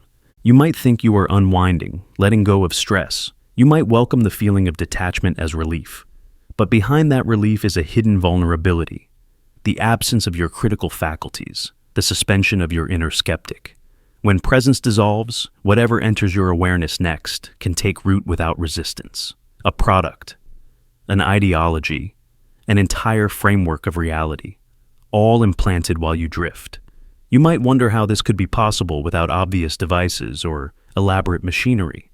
But the ingredients are remarkably simple: repetition, rhythm, and carefully sequenced cues. The mind craves patterns. When those patterns are tuned just right, they bypass conscious judgment and slip directly into the substructure of perception. The result is a state of suspended questioning, a readiness to believe, to accept, to comply. To protect yourself, you must learn to notice the signals that your presence is being modulated. When your thoughts start to loop, when your sense of time becomes elastic, when everything feels both familiar and unreal, pause and ask, who benefits from this soft erasure of my awareness? What am I being prepared to accept without scrutiny? Awareness itself is the first shield. The act of naming what is happening restores a measure of presence. When you can identify the wave, you can choose not to drift with it. As you move through life, consider how often you are gently tuned into partial dissociation, screens that pulse and flicker, music that repeats, language that cycles in careful loops. These are not always accidents. Sometimes they are tools of calibration, dissolving your certainty until the next suggestion feels like your own idea. If there is hope, it lies in remembering that presence is not a fixed trait, but a skill you can cultivate. The more you practice returning to yourself, anchoring in your senses, questioning what you feel, the harder it becomes for anyone to tune you out of your own life. Even when the waves rise, even when reality and imagination blur, you retain the ability to declare, "I am here, I am aware, and I will decide what enters the core of my mind." Silent repetition, chambers. Imagine a place where silence is not the absence of sound, but the most potent medium of instruction. A place where words are never spoken, and yet your thoughts are being reshaped with every passing moment. This is not an interrogation room. It is not a classroom. It is something far more insidious. A silent repetition chamber. An environment engineered to bypass your conscious defenses and install new ideas through patterns so subtle your mind has no chance to resist. You sit there, believing you are alone with your own reflections, but you are not. You are inside a system that knows exactly how to erase and rewrite you in invisible ink. The process begins with the simplest premise. Repetition is the foundation of learning, but most of us imagine repetition as an audible chant, a mantra, a series of spoken affirmations. We think if no one is speaking, we are safe from suggestion. This is the first illusion the chamber exploits, because when words are stripped away, your mind lowers its guard. There are no slogans to reject, no arguments to challenge, no voices to question. Only patterns, shapes, lights, rhythms, subtle intervals, repeating again and again, seeding impressions so gently that they seem to emerge from within you rather than being imposed from outside. Consider how you can absorb the mood of a room without a single word exchanged. You walk into a space where everyone is anxious, and soon your heart rate picks up in perfect synchrony. This is entrainment, a primitive reflex that tunes your nervous system to match the collective state. Silent repetition. Chambers weaponize this reflex. Imagine entering a perfectly controlled environment where the same visual sequences cycle endlessly. A flickering light that pauses for precisely the same duration each time, a geometric shape appearing in the corner of your eye, the subtlest shifts of air pressure. You can't explain why you feel your thoughts slowing down, or why you begin to anticipate each repetition as if you were part of the pattern. You only know you are becoming more compliant, more open, more blank. If this sounds abstract, think about how modern technology has replicated these chambers on a mass scale. Every time you scroll through a feed engineered to drip the same configurations, an image framed the same way, the timing between posts identical, the emotional undertone carefully modulated, you are in a digital silent repetition chamber. There are no voices commanding you, no arguments to resist. Just endless recurrence that slowly trains your subconscious to accept new norms. A trend you once found absurd now feels inevitable. An idea that once seemed extreme becomes familiar. Familiarity breeds comfort. Comfort breeds belief. And belief becomes identity. Without a single word spoken. There is an experiment in behavioral psychology where subjects were exposed to a specific pattern of blinking lights while performing unrelated tasks. Over time, the repetition of the lights conditioned their brains to expect the pattern, creating a subtle anxiety when it was interrupted. The subjects couldn't articulate why they felt unsettled.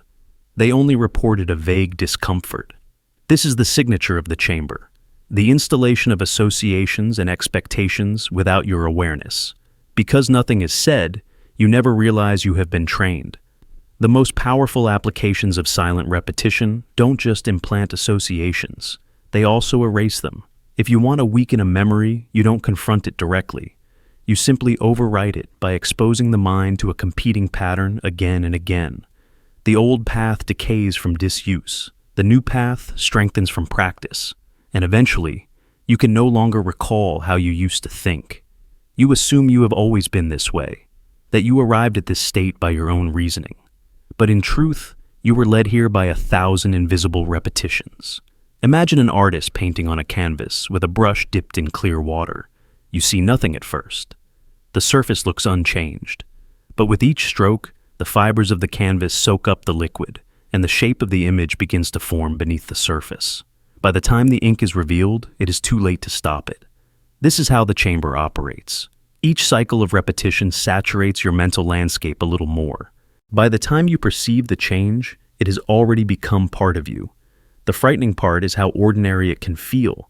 You might sit in a waiting room with a looping animation. You might watch a screensaver that cycles through the same colors in the same intervals. You might spend hours in an environment where every tiny variable has been calibrated to repeat at a precise frequency. You will call it boredom. You will call it routine.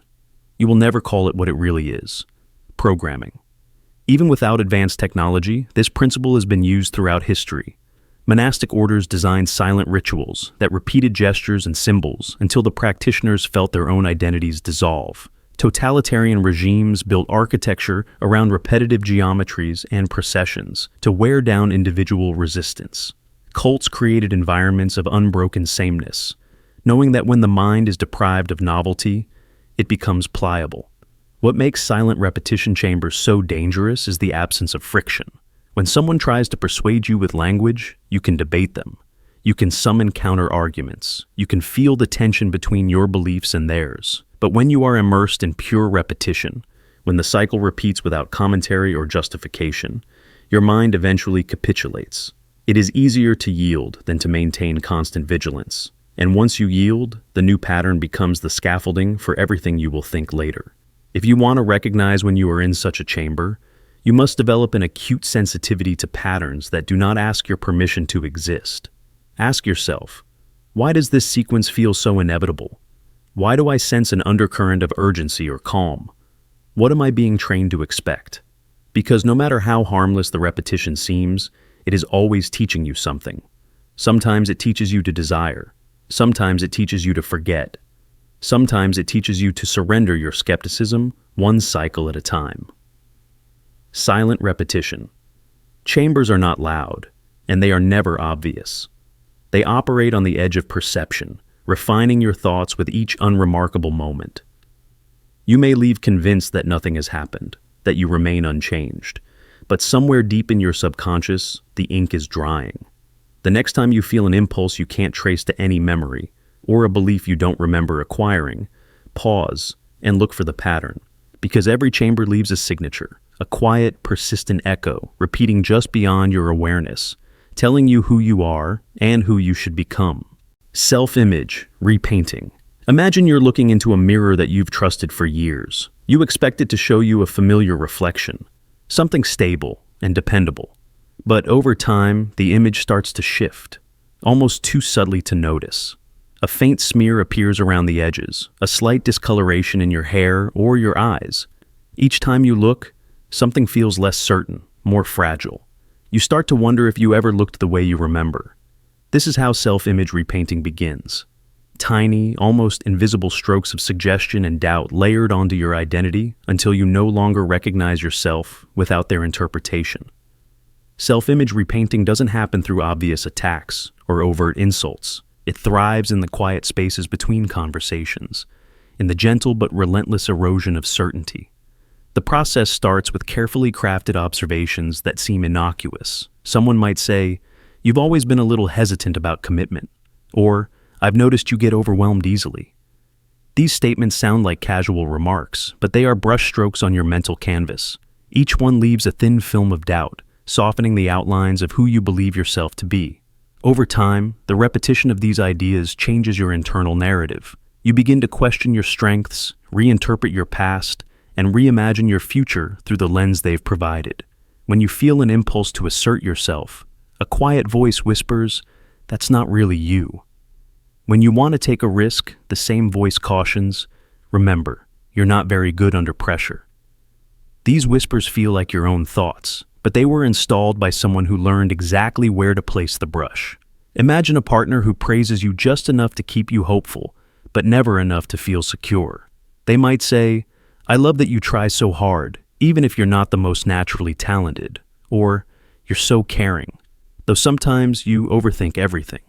These remarks are carefully balanced, part approval, part diminishment. They create a hunger for validation that can never be fully satisfied. The more you chase it, the more you crave their version of you, and the less you trust the version you once held. This dynamic is especially potent because human beings are wired to update their self-concept based on social feedback. Neurologically, your brain rewards conformity with belonging. When you adapt your identity to fit someone else's expectations, you feel safer, more connected. But this instinct can be exploited. If the person you trust keeps repainting your self-image, you become dependent on them for clarity. Their perspective becomes the only mirror you trust, even as it distorts you. Consider how this happens in professional settings. A manager repeatedly frames your contributions as adequate but unremarkable. Even if your work earns praise from others, you internalize their lukewarm appraisal. Eventually, you stop aiming higher because you no longer believe you are capable of excellence.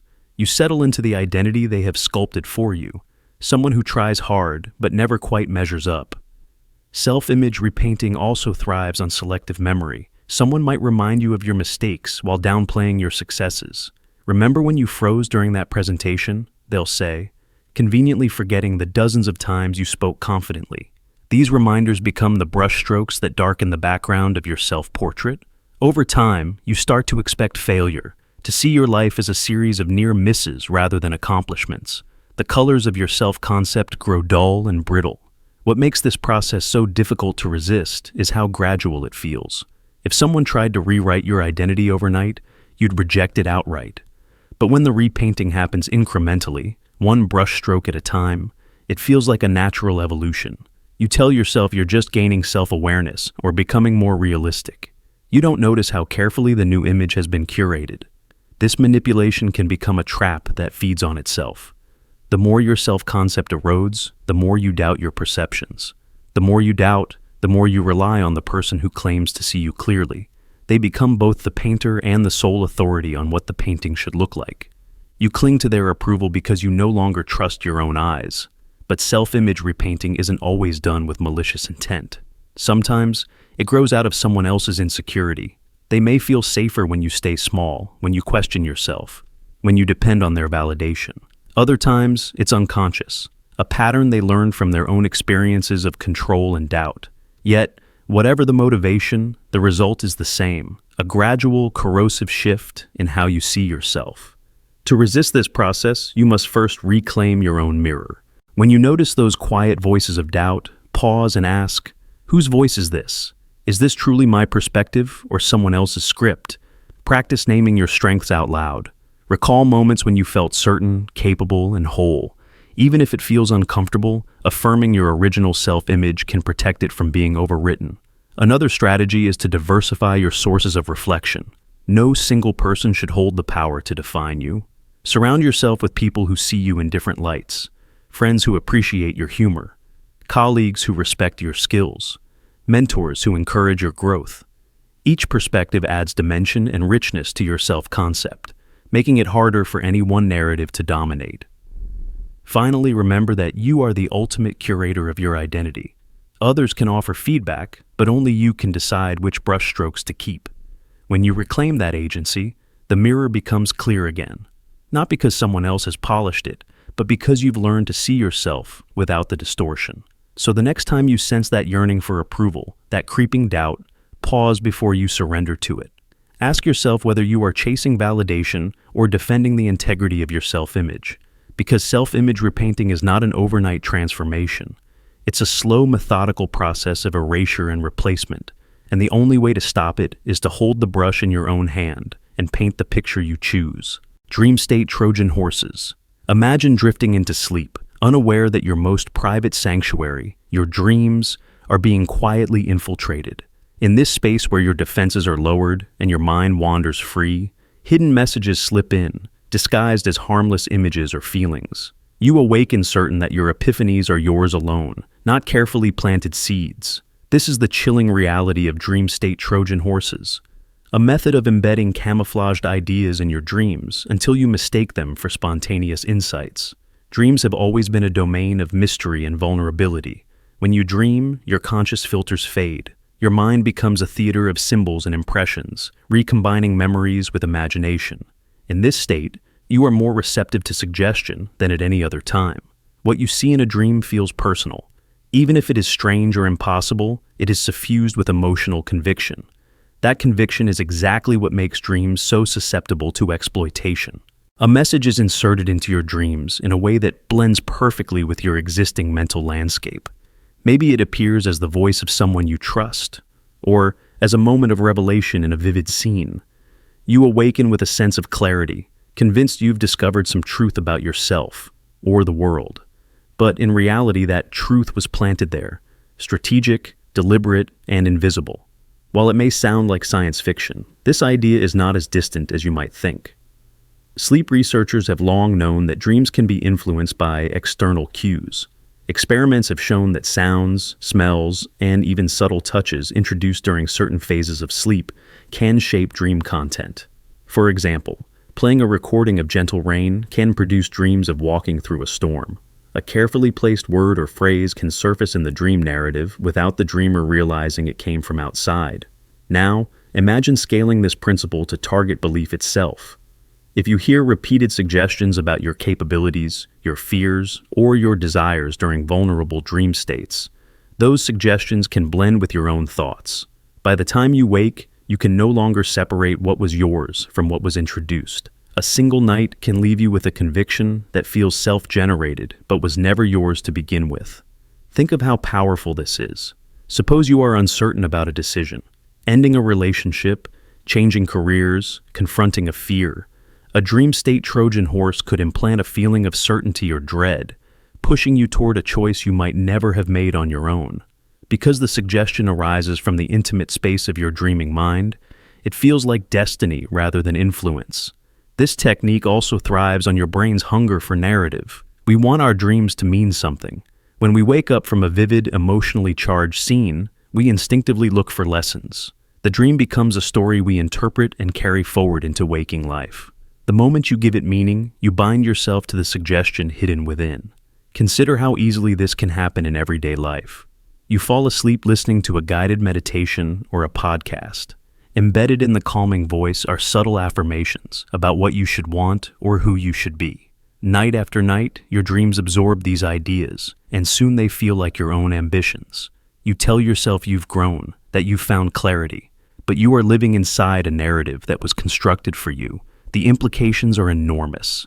If your dreams can be manipulated, the last refuge of authentic experience becomes another channel of influence. You can be persuaded not just in your waking hours, but in the depths of your unconscious.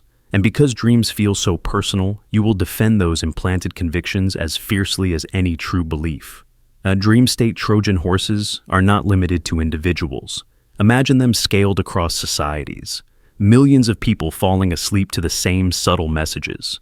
Entire cultures could shift their values without ever realizing the process began in dreams. A collective transformation disguised as private enlightenment. So, how do you protect yourself? The first step is awareness. Recognize that your mind is never truly off limits to influence. Pay attention to what you expose yourself to before sleep.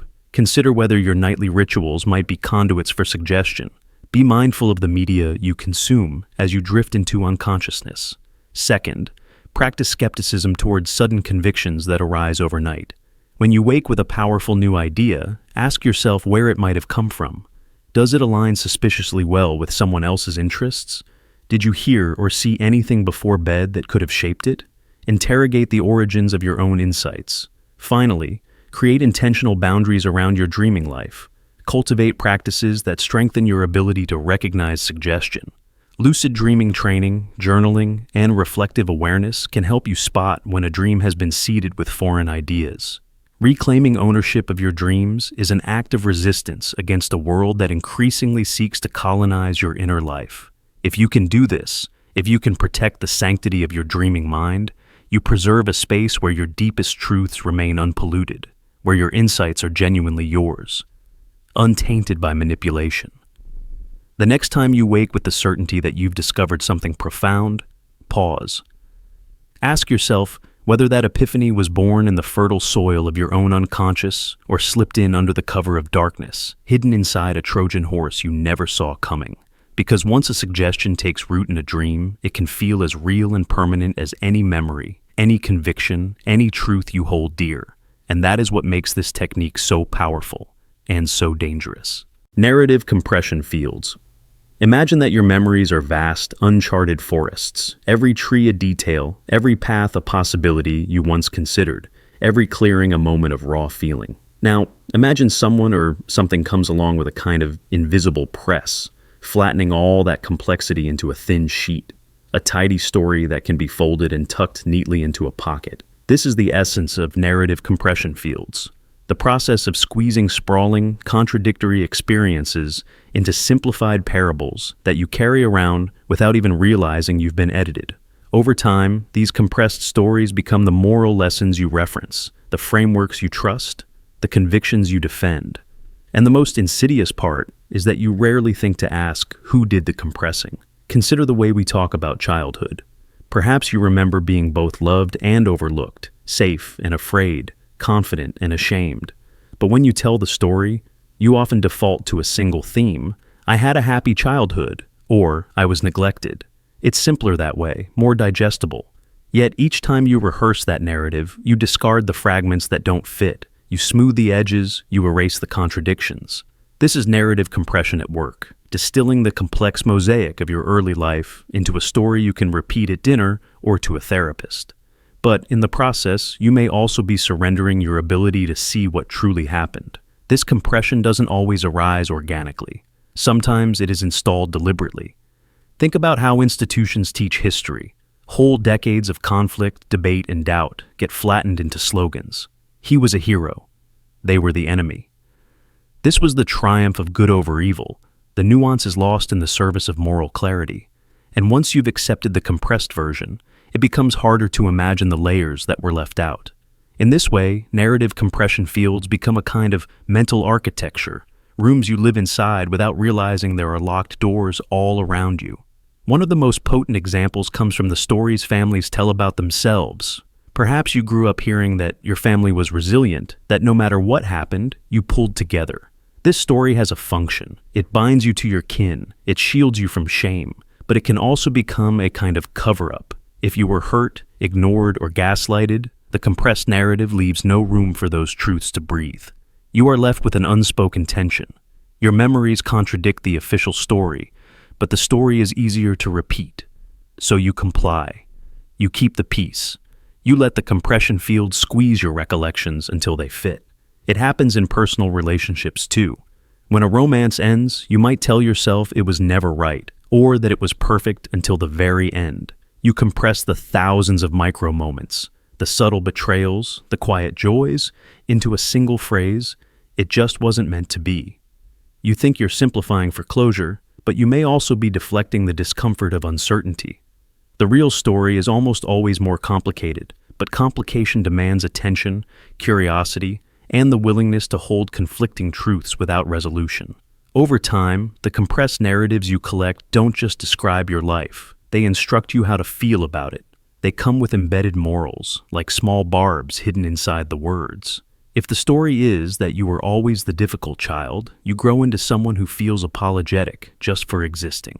If the story is that your ancestors were always noble and righteous, you inherit a subtle arrogance that blinds you to your own potential for harm. The compressed version becomes the template, and you measure yourself against it without remembering that it was never the whole truth. Narrative compression fields are particularly powerful because they exploit a basic feature of the mind, our hunger for coherence. We crave simple explanations because complexity is exhausting. It requires us to tolerate uncertainty and ambiguity. But when you surrender to that craving without question, you leave yourself open to manipulation.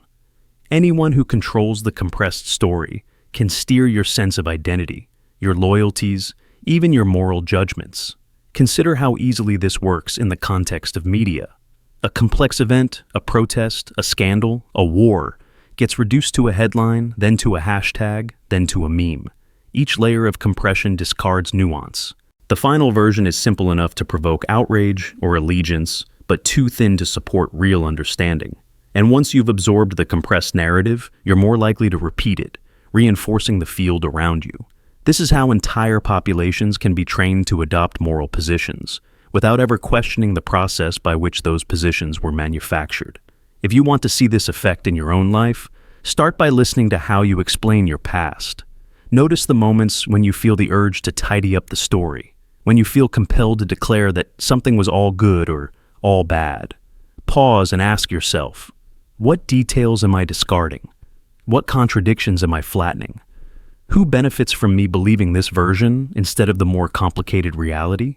Sometimes the answer will be no one in particular, just the part of you that wants to stop thinking so hard.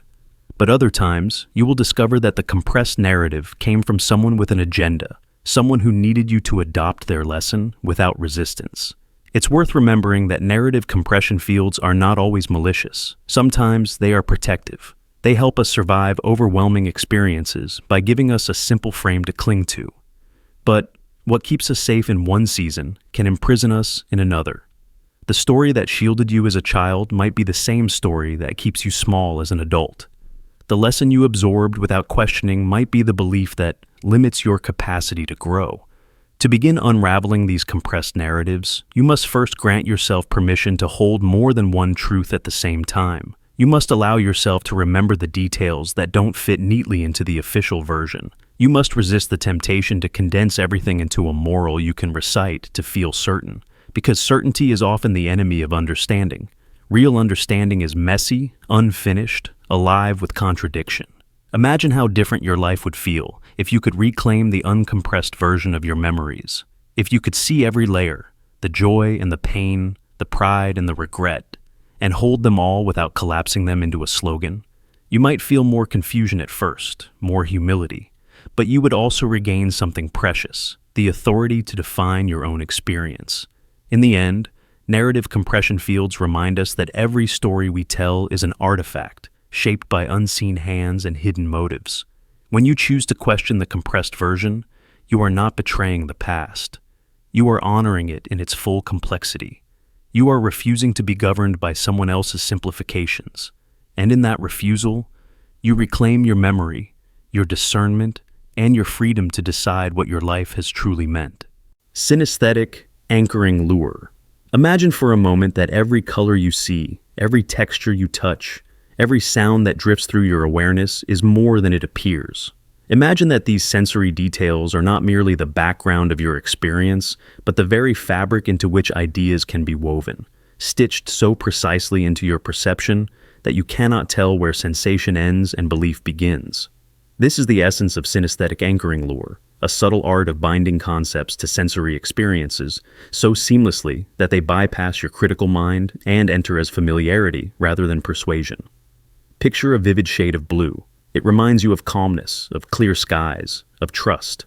Now, imagine that each time you encounter this blue, you are also presented with a particular idea, a brand, a philosophy, a version of reality. Over time, your nervous system begins to connect the color to the feeling and the feeling to the message. The next time you see that blue, your defenses soften, not because you analyzed the idea and agreed, but because it feels like something you have always known. You call it intuition. You think it is your own. But in reality, it is an engineered bond between sense and thought. This technique draws its power from synesthesia, a natural phenomenon where senses cross and blend. Some people taste colors or see sounds. In the wrong hands, this blending becomes a tool of influence. When an idea is paired with a sensory cue, often enough, the idea becomes inseparable from the sensation. If the sensation is pleasant or familiar, the idea slides past your filters like a trusted friend. You never suspect it was placed there deliberately. Consider a simple texture, the feel of smooth glass beneath your fingertips. Imagine that every time you touch this surface, you hear a phrase repeated softly, affirming a belief you once questioned. Over days and weeks, the association grows stronger. The texture becomes an anchor. Later, when you feel the same smoothness elsewhere, your mind retrieves the idea automatically, without scrutiny. It feels natural because your brain has fused the message with the sensation. This is how synesthetic anchoring lure dissolves resistance. It doesn't argue with you. It doesn't need to. It simply hides the message inside something your body welcomes. Think about sound. A certain melody that makes you nostalgic. A particular rhythm that makes you feel energized. These sounds can be attached to concepts, so that each time you hear them, you feel the emotional echo that makes the idea feel right. The next time the melody plays, you nod along, not realizing you are also agreeing to whatever was linked to it. The lure is not the message itself. It is the sensory familiarity that wraps around it like a comforting blanket. This method is especially powerful because it avoids the usual triggers of skepticism. When you hear a claim outright, your rational mind engages. You weigh evidence, compare experiences, judge credibility. But when the idea is hidden within sensory experience, your critical faculties are lulled. You feel rather than think. You absorb rather than analyze. And because it feels so immediate, so embodied, you trust it more than you would trust any argument. Imagine walking through a store where each aisle has a carefully designed palette of colors and textures. The lighting is tuned to evoke warmth. The music is selected to lower your guard. As you move through the space, your senses are bathed in cues that prepare you to accept the messages displayed around you. The feeling is subtle, a soft sense that everything belongs. You don't question why you feel at ease, why your preferences shift, why your impulses seem so persuasive. You believe you are simply responding to your own taste, unaware that your taste was gently molded. Even more unsettling is how this process can be applied in digital environments. A website or app can use consistent color schemes, micro-animations, and sounds to create an immersive sensory envelope. Each time you return, the familiarity deepens, reinforcing the bonds between sensory patterns and the messages you are meant to accept. You think you are simply enjoying a pleasant design, but each click, each scroll, is another repetition of the anchor, a quiet rehearsal of compliance. Memory itself is vulnerable to this method. When you recall an experience, your mind retrieves not only facts, but the sensory context around them. If that context has been engineered to feel reassuring, the ideas woven into it inherit the same authority. You remember the feeling of safety first, and that feeling persuades you the message was true. You might wonder if this is simply another version of marketing. In some ways, it is. But synesthetic anchoring lure goes further. It doesn't just shape desire, it shapes the threshold of your awareness. It makes it harder to distinguish between your authentic inclinations and the ones installed by design. Because the signals come in through your senses, they feel less like persuasion and more like self-discovery. That is the lure, the illusion that you have arrived at these conclusions on your own. To defend against this, you must practice an uncommon vigilance. When you find yourself drawn to an idea, pause and ask what sensations accompanied it. What colors, sounds, and textures were present? Do you feel this certainty because it is true, or because it feels familiar? The act of tracing your impressions back to their source can help restore a boundary between your perception and the influences woven into it. As you move through your life, pay attention to how often your environment is saturated with sensory cues. Notice the patterns that repeat, the colors that soothe, the sounds that comfort. None of this is accidental. The more familiar it feels, the easier it becomes to accept the messages hidden within. In the end, your freedom depends on reclaiming the raw edges of your perception, learning to see, hear, and feel without automatically believing. Because when you recognize that not every comforting sensation is a sign of truth, you can finally separate what is genuinely yours from what was only designed to seem that way. Desire amplification. Prism. Imagine you have a single quiet wish, something small enough that you rarely even speak it aloud. It flickers in you like a candle, a longing for belonging, or success, or love. You believe it is manageable, that you are in control of it, but somewhere, someone has studied the contours of this desire. They have mapped its triggers, traced its echoes, and learned how to refract it like light through a hidden prism. This is how a desire amplification prism works. It takes the faintest yearning in your psyche and magnifies it until it becomes the sun around which your entire existence revolves. What once was a quiet impulse becomes an obsession so bright it blinds you to everything else, and in that blindness, you walk any path they design. It starts so gently that you never suspect manipulation. Imagine you're browsing through images online, and every so often you see something that tugs faintly at your longing, maybe a beautiful home, or an adoring couple, or an image of wealth. The first time, it feels like coincidence. The second time, it feels like confirmation. By the 50th time, it feels like fate. Your desire has been isolated and fed. The prism is already bending your reality, magnifying this one longing above all others. Consider an example. A man named Julian has always harbored a need to feel admired. Not just liked, but exalted, set apart from everyone else. He doesn't think of it as dangerous. It's just a private hunger. But over time, a targeted algorithm learns this about him. It notices what images he pauses over, what words make his pupils dilate, what moments keep him scrolling. It begins to feed him a stream of stories about sudden fame, viral success, and effortless recognition. Each story is a mirror tilted to catch that hidden spark of longing and throw it back into his eyes, brighter every time. Slowly, Julian stops caring about friendships, about health, about learning. All that matters is the chance to be admired. And as he runs toward that mirage, he steps precisely onto the path someone else prepared, one lined with paid promotions, manufactured trends, and the careful monetization of his hunger. This is the genius of the prism. It doesn't create your longing, it only isolates and magnifies it. And because it feels like the most authentic part of you, because it emerges from your own mind, you never question the compulsion. You mistake the intensity for truth. You tell yourself, if I feel this strongly, it must be who I am. But intensity is not proof of authenticity. It is often evidence of engineering. Think about the way desire fuels entire industries. Casinos don't just offer you the chance to win. They design every detail, the lights, the music, the architecture, to focus your attention on the fantasy of sudden wealth. They amplify that single longing until you forget every other value you hold. You forget prudence. You forget responsibility. You forget the limits you set for yourself. All that remains is the brilliant singularity of the desire, refracted until it eclipses everything else. Even in relationships, the prism operates. Imagine someone who senses your longing for approval. They learn when to give you praise, when to withhold it, how to create an unpredictable schedule of rewards so that your craving grows sharper every day. At first, you think you are in love. You think you have found the one person who completes you. But you have only entered the beam of a desire amplified past reason, past caution, past any clear perception of who you are. One of the most sinister aspects is how the prism can be tuned over time. At first, the amplification is modest, a little brighter, a little louder. You might feel more motivated, more energized. But, as the system learns how you respond, it keeps increasing the intensity. What started as a simple wish becomes a need. The need becomes a desperation. And desperation can be steered in any direction. If they tell you to buy something, you will.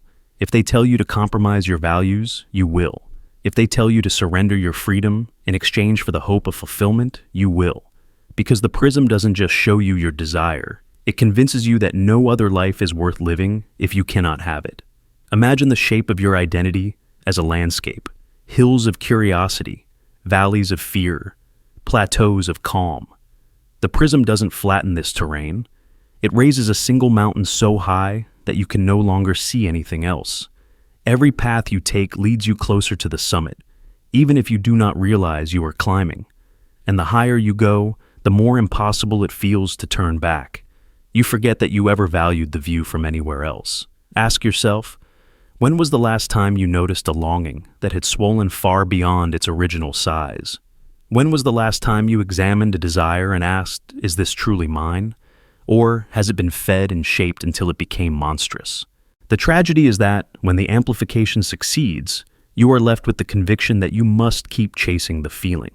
You become an echo of your own hunger, no longer able to remember the softer, quieter wishes that once coexisted in you. Even your body betrays you in this process. Neurochemicals like dopamine flood your brain every time you glimpse the possibility of fulfillment. The anticipation becomes addictive. The addiction becomes identity, and every time you indulge it, you are stepping deeper into the labyrinth that they have built. A labyrinth where every corridor looks like freedom, but circles back to the same altar of longing. There is no louder evidence of the prism's power than how quickly it spreads. One person's magnified desire becomes as a template. Others see it and feel their own hunger start to glow brighter. Entire cultures can be swept into this feedback loop, desire begetting desire, until nothing else is left. And at the center, those who hold the prism can direct the collective hunger anywhere they wish. This is not about removing all longing. Desire is a part of being human. It fuels creativity, ambition, love. But when one desire is magnified past all others, when it becomes the sole measure of your worth, it ceases to be human. It becomes a tool, a handle by which you can be turned, steered, and finally consumed. If you want to resist, begin by noticing when your longing begins to feel larger than life, when it becomes so bright it scorches everything else in your mind. That is the moment to ask, who benefits from this intensity? Who profits when I cannot think of anything else? Who stands at the end of this path, waiting to greet me as if I arrived of my own free will? Because that is the most exquisite deception of the desire amplification prism. It does not merely control you. It convinces you that the path you are following is one you chose yourself, that the longing was always this big, that nothing was ever more important. And as you chase it, convinced you are fulfilling your destiny, you never realize you are running in a circle of their design, a circle whose walls are made of your own desire, magnified and mirrored back to you, until you cannot remember the world beyond it. Comfort loop reinforcement. Imagine waking up every morning in a room that feels perfectly warm. The walls are soft, the light is gentle, and everything you need is within reach. Each time you think about stepping outside, a dull ache of apprehension blooms in your chest. You tell yourself you'll venture out tomorrow when you feel stronger, but tomorrow never comes because the comfort has become a trap. This is the reality of comfort loop reinforcement, when safety is made so seductive that any hint of discomfort feels intolerable, even though growth always demands you walk into the unknown. At first, comfort seems innocent. It promises relief from uncertainty, pain, and doubt. When you find a space, emotional or physical, where everything is predictable, your nervous system relaxes. Your body rewards you with a quiet surge of dopamine, a signal that you are safe and in control. This is adaptive in moderation. But when comfort becomes an end in itself, it quietly rewires your brain to fear anything that disrupts the predictable rhythm. You begin to avoid challenge, not because you can't endure it, but because the alternative, returning to comfort, has become so overwhelmingly pleasurable. Comfort loop reinforcement doesn't always look like luxury. Sometimes, it is as simple as a familiar routine, waking up at the same time, taking the same route to work, eating the same meals. These rituals create a cocoon of certainty. Over time, the cocoon becomes a fortress. You start to dread even small deviations, an unexpected meeting, a new responsibility, a different opinion. The unknown becomes a threat, not because it truly is dangerous, but because it is unfamiliar. One of the most insidious aspects of comfort loops is that they masquerade as self-care. You tell yourself you're protecting your mental health by staying in your safe zone. You rationalize your avoidance as wisdom. I know my limits, you say. I'm just being gentle with myself. And while self-compassion is vital, it can mutate into self-sabotage when you use it to justify stagnation.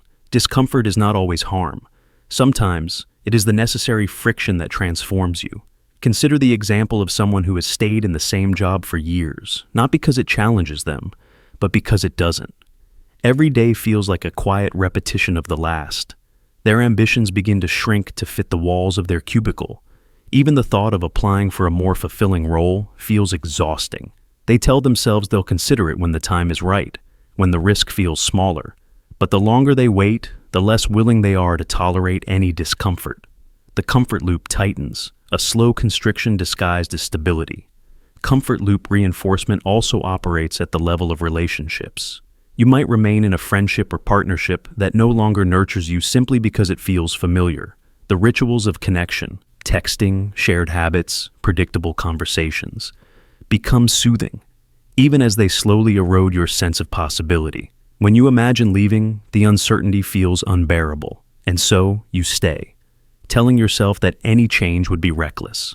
Neurologically, this process happens because your brain is designed to conserve energy. Discomfort requires vigilance.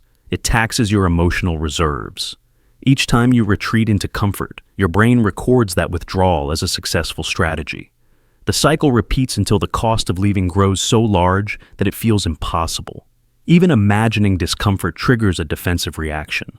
Tightness in your chest, a quickening of your heartbeat, a wave of dread. This reaction isn't proof you're in danger. It's proof your brain has been trained to avoid novelty at any cost. Technology accelerates this process. Algorithms learn exactly what soothes you, what images, voices, and messages keep you engaged without challenging your worldview. Your digital environment becomes a mirror, reflecting only what you already believe, never introducing the friction required to grow. Each swipe, click, or scroll reinforces the illusion that comfort is the highest good. The more time you spend there, the harder it is to tolerate the unpredictable texture of real life. How do you escape a comfort loop that has been so carefully reinforced? The first step is to notice when comfort has become your default motivation. When you find yourself making decisions to avoid discomfort rather than to pursue meaning, pause. Ask yourself, what would I do if I weren't afraid of being uncomfortable? Even naming the possibility of another choice cracks the illusion that safety is your only option. Next, practice small acts of deliberate discomfort. Take a different route to work. Read something that challenges your beliefs. Start a conversation you've been avoiding. These experiences will feel awkward, even painful, but they are proof you can survive uncertainty. Each time you endure discomfort without retreating, you weaken the loop's hold on your nervous system. Remember that growth and comfort rarely coexist. The same way a muscle tears before it becomes stronger, your identity must sometimes endure strain to evolve. Discomfort isn't evidence you're failing. It's evidence you are stretching beyond the confines of the familiar. Another powerful strategy is to reframe discomfort as data rather than danger. When you feel anxious, instead of asking, "How do I make this feeling stop?" ask, "What is this feeling trying to teach me?" The discomfort often signals exactly where you need to grow. It illuminates the edge of your current capabilities. When you interpret discomfort as a guide, not a threat, you reclaim your agency. Finally, cultivate spaces where challenge feels supported rather than shaming. Seek out communities that value growth over comfort, honesty over complacency. Surround yourself with people who will encourage you to step into the unknown, who will remind you that you are capable of surviving uncertainty. In these environments, discomfort becomes a shared experience rather than a solitary burden. So the next time you feel yourself retreating into the softness of your routines, pause before you surrender. Consider whether comfort is serving you or sedating you. Because the most dangerous prisons are the ones lined with pillows, where every need is met except the need to grow. And the only way to free yourself is to step willingly into the discomfort you've been taught to fear. Belief fossilization layers. Imagine holding a belief so old, so deeply pressed into the layers of your mind, that no matter how much new evidence piles up, it feels impossible to dislodge. It becomes a fossil, something once alive and malleable, now hardened into an unyielding shape. This is the quiet mechanism of belief fossilization layers, the process by which ideas sediment into your subconscious until even the clearest truth cannot excavate your original doubt. Beliefs do not start as immovable structures. They begin as impressions. Small, soft, easily reshaped by curiosity and conflicting data. You have a question, you gather information, you form an opinion. At first, it's tentative. You can still imagine being wrong. But over time, that tentative idea grows thicker layers of confirmation, repetition, and emotional attachment. Each layer is like sediment settling over a fossil, pressing it deeper into the bedrock of your identity. One of the earliest ways this happens is through repetition. When you hear an idea over and over, even without evidence, it begins to feel true simply because it's familiar. This is the mere exposure effect, your mind's tendency to mistake frequency for credibility. What you hear often becomes what you trust, and each repetition hardens the shape of your belief just a little more. But repetition alone is not enough to fossilize an idea. You also need emotional cement. Think about a moment when someone humiliated you, praised you, or hurt you while expressing an opinion. The emotional charge of that moment fuses the belief to your identity. You don't just think it's true, you feel it's true.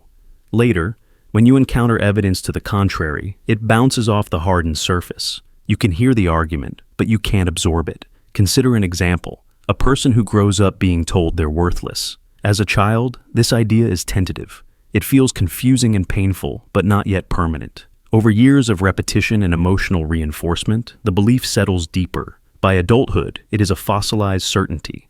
Even if everyone around them insists they are talented and valuable, they cannot internalize it. Their subconscious mind refuses to excavate that original layer of doubt because doing so would threaten the entire structure built on top of it. This process isn't limited to personal insecurities. It happens in politics, religion, and culture. When a community repeats the same narrative about outsiders, about history, about what is sacred, that narrative gains layers of collective belief. Each member contributes a little more sediment, The story becomes so embedded that questioning it feels like betraying not just an idea, but a shared identity. One of the most dangerous aspects of belief fossilization layers is that they often masquerade as wisdom. The older a belief feels, the more you trust it. You say to yourself, "I've always known this," as if age alone proves truth. But in reality, longevity only proves persistence. A fossilized belief doesn't have to be true to survive. It only has to be shielded from challenge long enough to harden. This is why evidence alone so often fails to change minds. You might think that showing someone clear facts will crack their certainty open, but facts are like small chisels tapping against ancient stone. They can chip away at the surface, but if the belief has enough layers of emotional and social reinforcement, the core remains intact. Sometimes, evidence even triggers a defensive response that reinforces the fossil instead of weakening it. This is called the backfire effect. When confronted with contradictory information, people often double down, adding another layer to protect the fossil beneath. The mind convinces itself that rejecting the evidence is an act of integrity, a defense of truth rather than an evasion of it. So how can you prevent your beliefs from fossilizing beyond repair? The first step is cultivating an attitude of humility. Remind yourself that certainty is not a virtue in itself. It's a signal to pause and re-examine. When you catch yourself thinking, "I've always believed this," treat it as a caution flag rather than a badge of honor. Second, deliberately expose your beliefs to contradiction. Seek out dissenting views, not to defeat them, but to test whether your certainty can survive scrutiny without emotional reinforcement. Imagine lifting the fossil carefully out of the sediment to examine whether it still resembles something alive or has become a brittle relic. Third, pay attention to the emotional charge attached to your convictions. If you feel defensive or angry when challenged, ask yourself what part of your identity is wrapped around that belief. Often, it isn't the idea itself you're protecting, it's your sense of belonging, your memory of safety, your fear of shame. Finally, practice self-compassion. It takes courage to unearth old beliefs and admit they may no longer serve you. Recognize that you are not defined by any single conviction. You are defined by your willingness to learn, to adapt, and to release what no longer fits. Belief fossilization layers are a natural part of being human. Every mind creates them, but you don't have to let them rule you. You can decide to look beneath the sediment, to touch the soft shape of uncertainty that still lives at the heart of every idea. Because only when you are willing to disturb the fossil can you rediscover the possibility that you were wrong, and in that discovery, reclaim the freedom to grow. Cognitive timing, misdirection. Imagine you are walking through a labyrinth.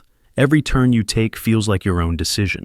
Every path seems to appear naturally, exactly when you are ready to notice it. You feel the subtle thrill of discovery, as though you are charting unknown territory. But what you don't realize is that each doorway was unlocked for you a split second before you arrived. Each clue was placed exactly where you'd paused to look. This is cognitive timing misdirection, the art of orchestrating not just what you think, but precisely when you think it. The manipulation doesn't rely on force or obvious suggestion.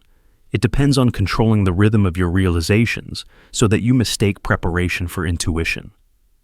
Cognitive timing misdirection is not a new trick. It has been used by magicians for centuries. A good illusion doesn't merely hide the method. It paces your attention, ensuring you look away at the crucial instant. The timing makes the deception invisible. But this same principle works far beyond the stage. It is at play in negotiation tactics, advertising, and propaganda. You might believe you reached your conclusion independently because it arrived at the exact moment you were primed to embrace it. The timing is what makes the idea feel like your own. Consider how a skilled salesperson guides you toward a purchase. They don't just list features and wait. They watch for micro-expressions, tiny flashes of curiosity or hesitation. They time their next statement to land just as your resistance is dipping. If they spoke a minute earlier, you would have rejected them outright. A minute later, your attention might have wandered. But because they match the suggestion to your momentary openness, it feels organic. You walk away convinced you simply realized you needed what they offered. In political messaging, cognitive timing misdirection can be even more pervasive.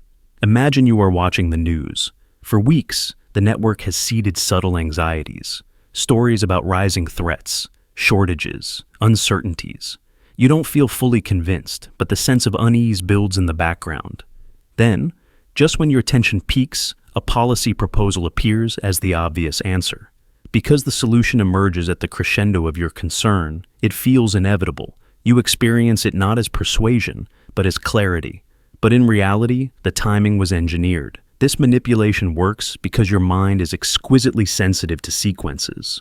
We don't simply record events in isolation, we stitch them into temporal narratives. When something happens at exactly the right moment, we interpret it as causally significant. We believe the thought came because it was true, because it was necessary, rather than because it was scheduled. This is why a simple delay or advance in timing can transform your perception from skepticism to acceptance. Think about a time you solved a problem and felt a sudden surge of pride. Maybe you had been wrestling with a question for hours when the answer finally appeared. That rush of insight is called an aha moment, a neurological release of dopamine when disparate ideas connect. But what if that moment was orchestrated? What if someone quietly arranged the pieces so they would only click together when you were exhausted enough to stop questioning? The experience of insight can be manufactured by timing alone, and because it feels spontaneous, we rarely doubt it. In certain high-control environments, cognitive timing misdirection is used systematically. Recruits in a group might be kept awake for long periods, then presented with a simplified worldview, just as their critical faculties are depleted. Or they might be led through exercises that heighten emotional vulnerability, followed by reassurances that the group alone understands their pain. The conversion doesn't happen through argument, but through a sequence of perfectly timed revelations. Each realization feels self-generated, though the path was laid long before. Even outside of deliberate manipulation, the timing of your conclusions is often shaped by forces you don't see. Algorithms curate the content you see online so that certain ideas appear when you are most likely to engage. After a breakup, a disappointment, a public tragedy, you feel as though you are making independent choices, following your own curiosity. But the rhythm of your attention is being conducted by invisible hands. If you want to glimpse this dynamic in your daily life, notice how often you feel sudden certainty. Watch for the moments when an idea seems to arrive fully formed, right when you are most ready to believe it. Ask yourself, why now? Who benefits from me thinking this in this moment? What preceded this realization that might have prepared the ground? These questions can feel unsettling because they challenge the comforting illusion that our thoughts arise purely from within. Consider how this might look in a relationship. Suppose you are in conflict with someone who wants to steer you toward guilt. They don't accuse you outright. Instead, they recall a small failure of yours at the moment you are already feeling vulnerable. They wait for you to be tired or stressed, then offer a gentle reminder of how much they've tolerated. The timing is precise.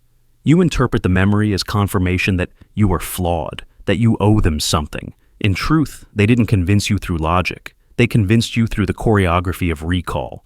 One reason this works so effectively is that your brain is always trying to economize energy. If a conclusion arrives at exactly the right moment, it feels efficient, elegant, true. You experience relief. Finally, the ambiguity has collapsed into certainty. That feeling of relief is addictive. Over time, you may start to crave it, to seek out those moments of clarity, even if they are artificially constructed. You become more susceptible to whoever can provide the rhythm of insight you have learned to depend on. The most profound form of freedom begins when you recognize that the timing of your thoughts is often not your own.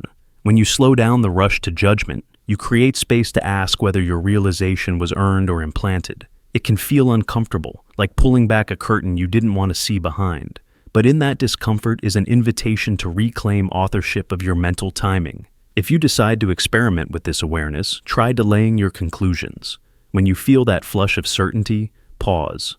Let the moment pass without seizing it. Watch what happens to the clarity. Does it fade?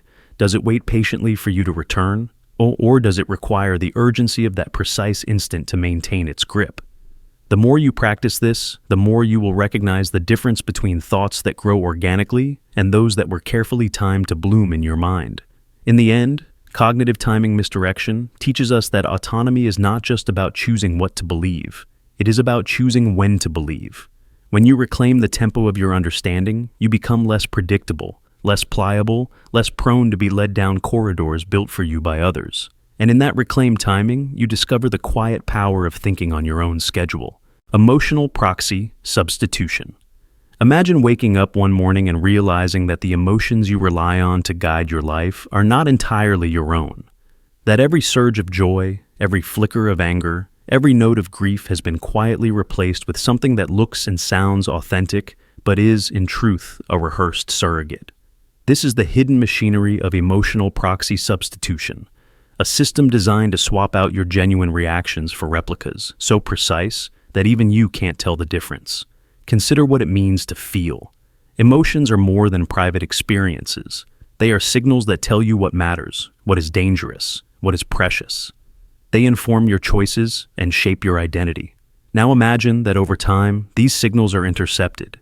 Each time you reach for an authentic response, whether it's excitement, dread, tenderness, a proxy is deployed in its place.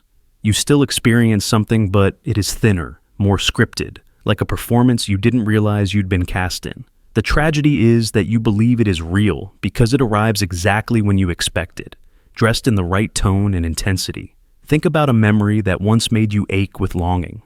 The rawness of it was proof that you had lived, that you had loved, that something mattered enough to hurt.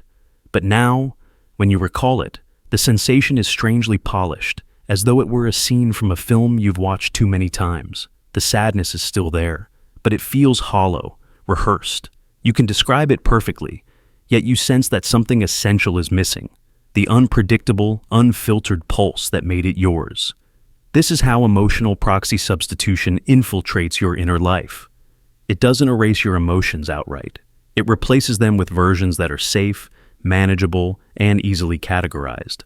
It begins with subtle calibration, small nudges that teach you how to react in the right way. Over time, these rehearsed responses become default settings. When you feel happiness, it is a stylized happiness, complete with predictable gestures and thoughts. When you feel fear, it is fear shaped by expectation, measured and contained. The rawness is gone, but you don't notice because the proxies are convincing enough to maintain the illusion of authenticity. This process is not limited to individuals. Entire cultures can be trained to accept emotional substitutes. Think about the way media repeats the same scripts for grief, for love, for triumph. Over time, we internalize these performances.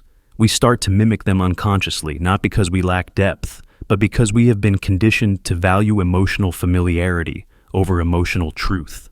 The result is a society full of people who are experts at displaying feelings but have lost touch with what it means to truly feel. Imagine a moment when you should be overwhelmed, standing at the edge of something vast and uncertain, about to make a choice that will alter your life. In the past, your body might have trembled with fear, your thoughts racing in unpredictable directions. But now, when the moment comes, you feel a prepackaged calm. You hear your own voice repeating lines you've heard before, platitudes about resilience or destiny. You believe you are composed, but you are simply enacting the proxy you have been taught. The real fear is still somewhere inside you, muffled and unseen. One of the most insidious aspects of emotional proxy substitution is that it preserves the appearance of normalcy. To anyone watching, you look exactly as you always have. You laugh at the right moments, cry when expected, express concern in the approved measure. Even you are fooled because the proxies are designed to be convincing. They arrive in perfect synchrony with the cues your mind expects. And because they feel real enough, you stop questioning. Consider relationships. The intimacy you share with others depends on the authenticity of your emotional exchanges. But if you are operating through proxies, you are no longer meeting them with your true self. You are offering a rehearsed version of vulnerability, a performance that simulates connection while keeping the deepest parts of you safely hidden. Over time, even your closest bonds grow brittle, unable to withstand the weight of unspoken emptiness. This substitution process doesn't require futuristic technology. It can be induced through repetition, social pressure, and the subtle reward of fitting in. Each time you suppress a real emotion in favor of an expected reaction, you reinforce the habit. Each time you are praised for staying composed, for smiling on cue, for keeping your feelings tidy, you are nudged further away from yourself. And the proxies grow stronger, until they are no longer something you use, but something you become. You might wonder how to tell the difference between an authentic emotion and a proxy. It is not always obvious, but there are signs. Authentic emotions are unpredictable. They disrupt you, pull you off balance, demand your attention. They are often inconvenient, sometimes overwhelming. Proxies, by contrast, are clean and efficient. They fit neatly into narratives. They never surprise you.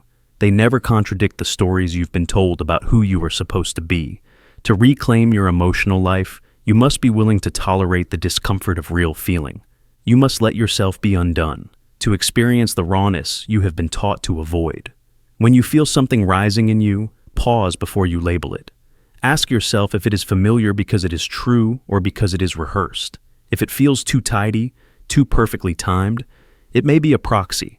As you move through your life, remember that the most powerful forces of control are often invisible. Emotional proxy. Substitution does not announce itself with threats or commands. It arrives softly, offering comfort, predictability, and the illusion of belonging. But the cost is the erosion of your own depth. You become a spectator in the theater of your feelings, applauding on cue while the authentic parts of you fade into the background. And so, the work is simple but not easy. To stay present with your own unpredictable heart, to trust that your messiest feelings are often the most real, and to refuse the seduction of the surrogate. Because in the end, the measure of your life is not how well you performed the expected emotions, but how fully you allowed yourself to feel the ones that were truly yours. Identity fragment harvesting. Imagine your mind not as a single solid shape, but as a mosaic of countless tiny selves. Each fragment a reflection of your different moods, reactions, memories. One piece remembers how to be angry, another carries your affection, a third holds your suspicion, while a fourth cradles your hope. In ordinary life, all these pieces blend into something you call you. But what happens if someone learns how to pry those fragments apart? What happens if they can isolate each sub-self and whisper instructions only it can hear? This is identity fragment harvesting. The process of splintering your consciousness into smaller compartments so that each can be molded in isolation until the original, unified, you dissolves into a collection of programmable parts. It never begins as an assault. You'd recognize that. You'd fight back. Instead, it starts as a series of invitations, subtle situations designed to evoke only one part of you at a time.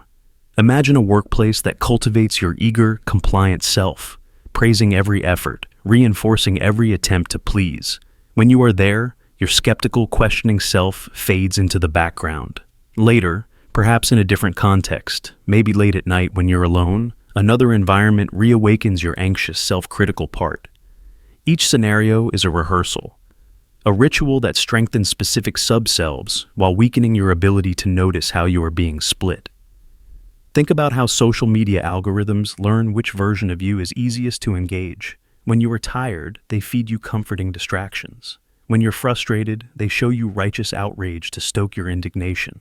When you're lonely, they flood you with idealized connections. Every interaction is a partitioning, pulling a piece of your identity forward, encouraging it to grow stronger.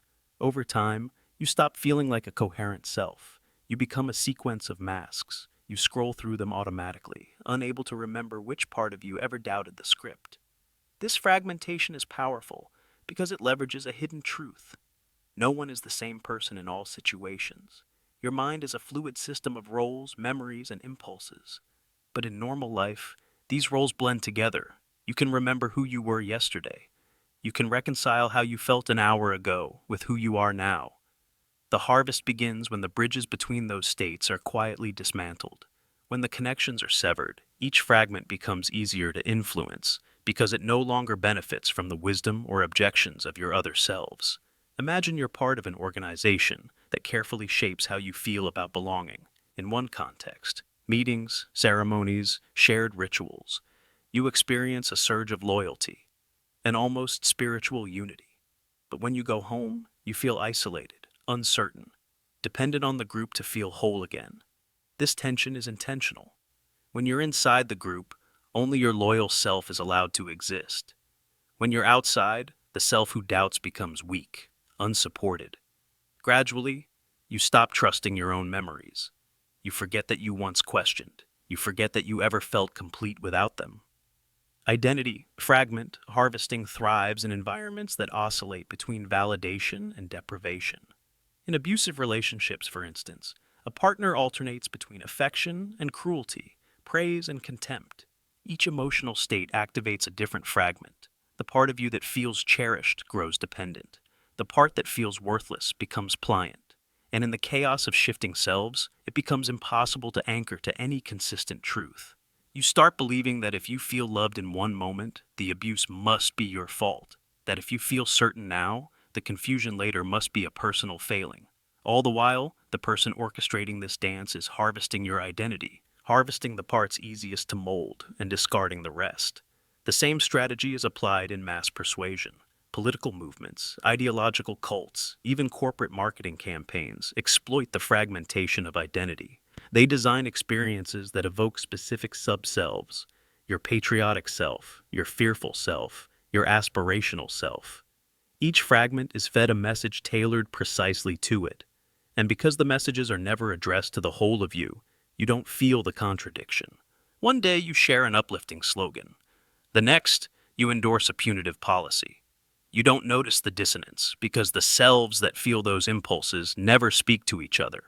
They are arranged in separate chambers of your mind, sealed off by carefully managed triggers. The most chilling aspect is how natural this all feels. You don't wake up one day and think, I am splintered. You simply feel inconsistent. You wonder why your convictions dissolve under pressure. You question why you can't seem to remember your own priorities. You think it must be a flaw in your character, not realizing that it is the intended outcome. The more you blame yourself, the easier it is to keep splitting you into finer and finer parts, each easier to shape than the last. Imagine a craftsman working with a precious stone. Rather than trying to carve the whole gem at once, they first find the tiny fissures. They tap gently along these lines until the stone falls into clean fragments. Once divided, each piece can be shaped without resistance. That is what identity fragment harvesting does to you. It finds the cracks, your private insecurities, your compartmentalized loyalties, your hidden hungers, and pries them open until your unity is gone. If you want to resist, you must learn to notice when a context is demanding only part of you, when you feel yourself shrinking into a single mood, a single response. That is the moment to remember that you are more than this fragment. You are the sum of all your memories, all your contradictions, all your awareness, and you must hold on to the bridges between them, because the moment you forget who you were, you surrender to whoever is engineering who you will become. Because in the end, identity fragment harvesting is not about controlling what you think. It's about ensuring you can't think as a whole being, that no part of you remembers what another part felt, that no fragment retains enough strength to object, until you are no longer a person making choices, but a mosaic of sub-selves, each following a script you never wrote. And by the time you realize what has been done, you won't be sure which part of you is even capable of caring. Predictive reflection. Matrix. Imagine standing before a mirror that doesn't reflect who you are right now. Instead, it projects an image of your future, one carefully curated by someone else. At first, you tell yourself it's only a suggestion, a possibility you can ignore. But day after day, you return to this mirror. The image never wavers. It shows you succeeding or failing, loving or losing, rising or collapsing, always in exactly the way they've scripted. Over time, you start to believe it. You begin to organize your decisions, your hopes, and your fears around that prediction. The reflection becomes a prophecy you can't resist. This is the essence of the predictive reflection matrix, a system designed to install a singular vision of your future so persistently that you accept it as your destiny. It begins with a simple principle. Human beings are wired to anticipate. Your brain spends much of its energy simulating possible outcomes. This predictive faculty helps you plan, survive, and adapt. But when someone gains the power to shape the scenarios you imagine most vividly, they can hijack your sense of agency. You feel you are freely choosing your path, but the options have been narrowed to only those that serve their design. Consider a mentor who tells you over and over that you are destined to become a certain kind of professional. You have the temperament of a manager, or you were born to lead. At first, you feel flattered. Then, the idea becomes a quiet pressure, guiding you toward decisions that confirm their narrative. You begin to see every small success as evidence they were right. Even your doubts seem to reinforce the prophecy. This must be what it feels like to become who I'm supposed to be. What you don't realize is that you're slowly surrendering your freedom to imagine a different future. In relationships, the predictive reflection matrix often takes the form of repeated predictions about your behavior. "I know you'll end up hurting me," someone might say, or "you always pull away eventually." These statements act like seeds planted in your subconscious. Each time you feel an impulse to connect or commit, the seed sprouts into anxiety. You start to scrutinize yourself, wondering if the prediction was true all along. The fear of fulfilling it becomes so intense that you begin to act in ways that confirm it, pulling back, sabotaging intimacy, proving the prophecy correct. This matrix thrives in environments where information is controlled. Imagine an employee who is told, "In this company, you'll never be more than a mid-level contributor." Every performance review subtly echoes that message. Promotion opportunities are withheld or framed as unattainable, even when evidence suggests otherwise. A successful project, positive feedback, the reflection remains unchanged. Over time, the employee stops striving. They internalize the ceiling as an immovable fact of reality, never suspecting how carefully the illusion was maintained. Technology magnifies this phenomenon.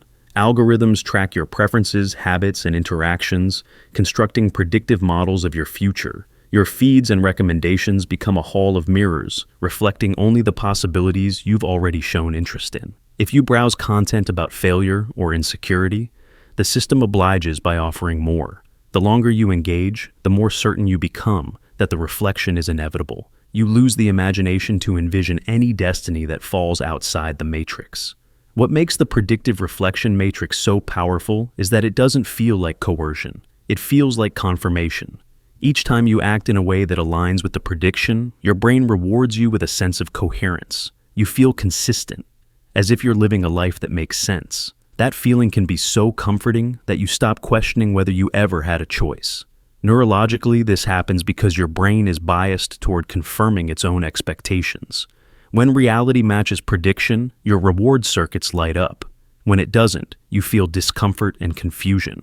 This discomfort is what the matrix exploits. By offering you a clear, consistent reflection, it relieves the anxiety of uncertainty. Even if the reflection is limiting, it feels safer than the chaos of possibility. Over time, the matrix becomes self-reinforcing.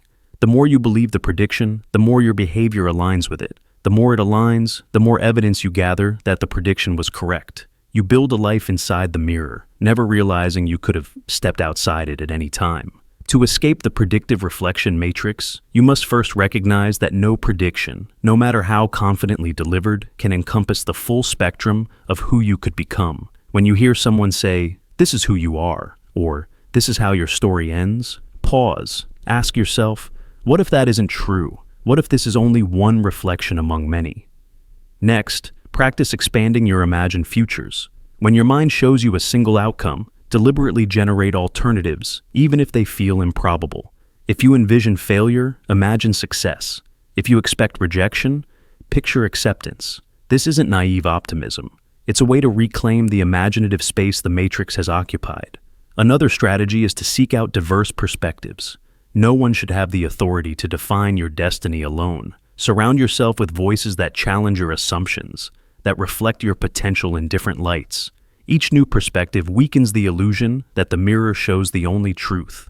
Finally, cultivate the courage to act without guarantees. Growth requires stepping into futures that feel uncertain. When you risk contradicting the prediction, you teach your brain that destiny is not a fixed corridor, but an open field. The discomfort that follows is a sign that you've broken the loop, that you're no longer confined to the reflection someone else designed.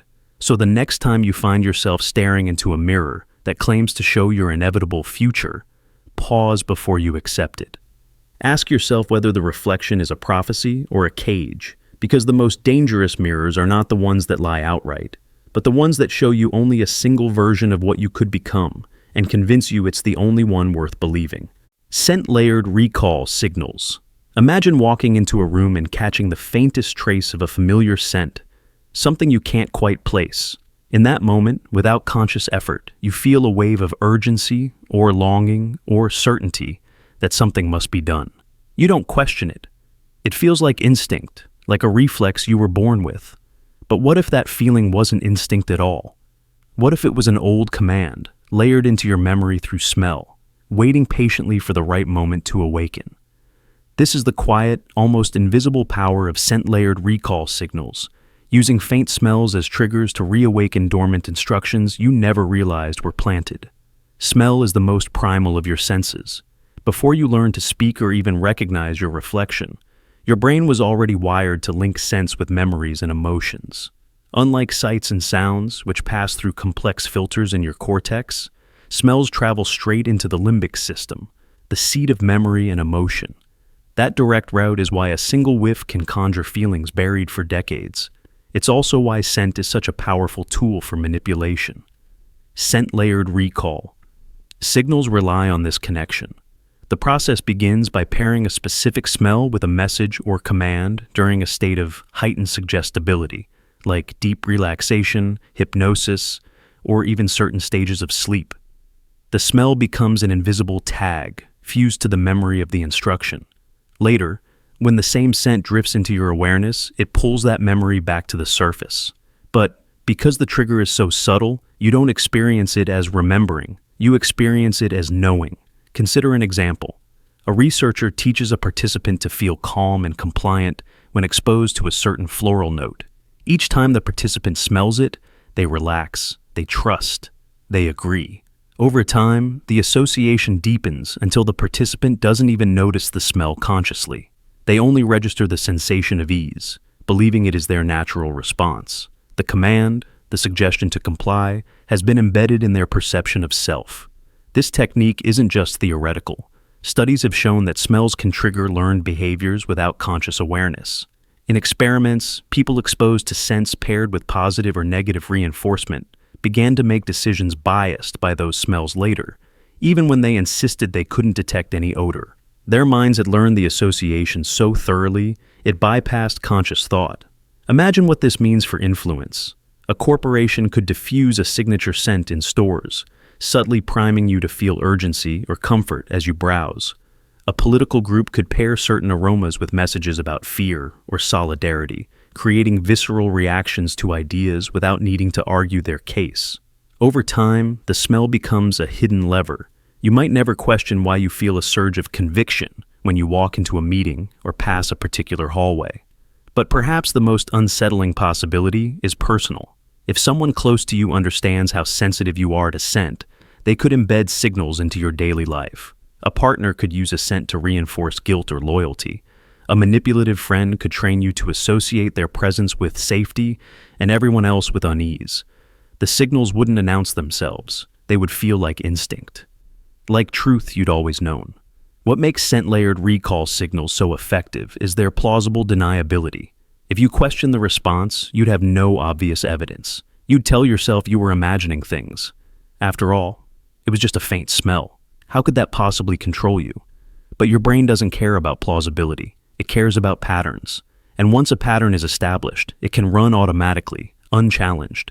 The effect isn't limited to negative manipulation.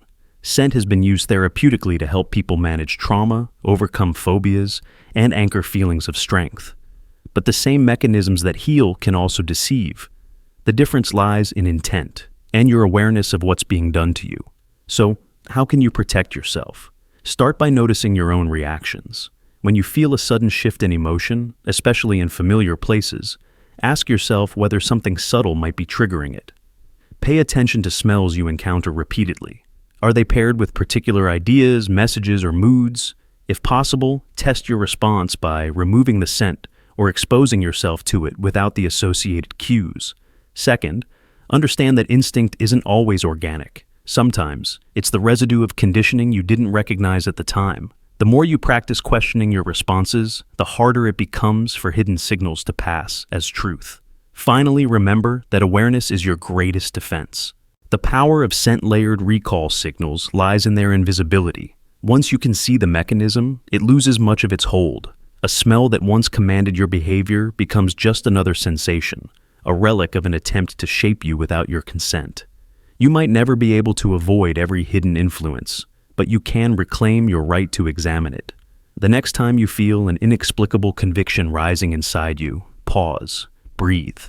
Ask yourself whose voice you might be hearing, disguised in the language of your own instincts. Because sometimes, the surest knowledge you feel is not your own wisdom, but the quiet echo of a suggestion, released by a scent you barely noticed. And once you recognize that possibility, you begin the work of reclaiming your mind. Internal authority erosion. Imagine for a moment that your sense of judgment is like a compass. All your life, you've relied on it to point you toward what feels true, what feels right, what feels necessary.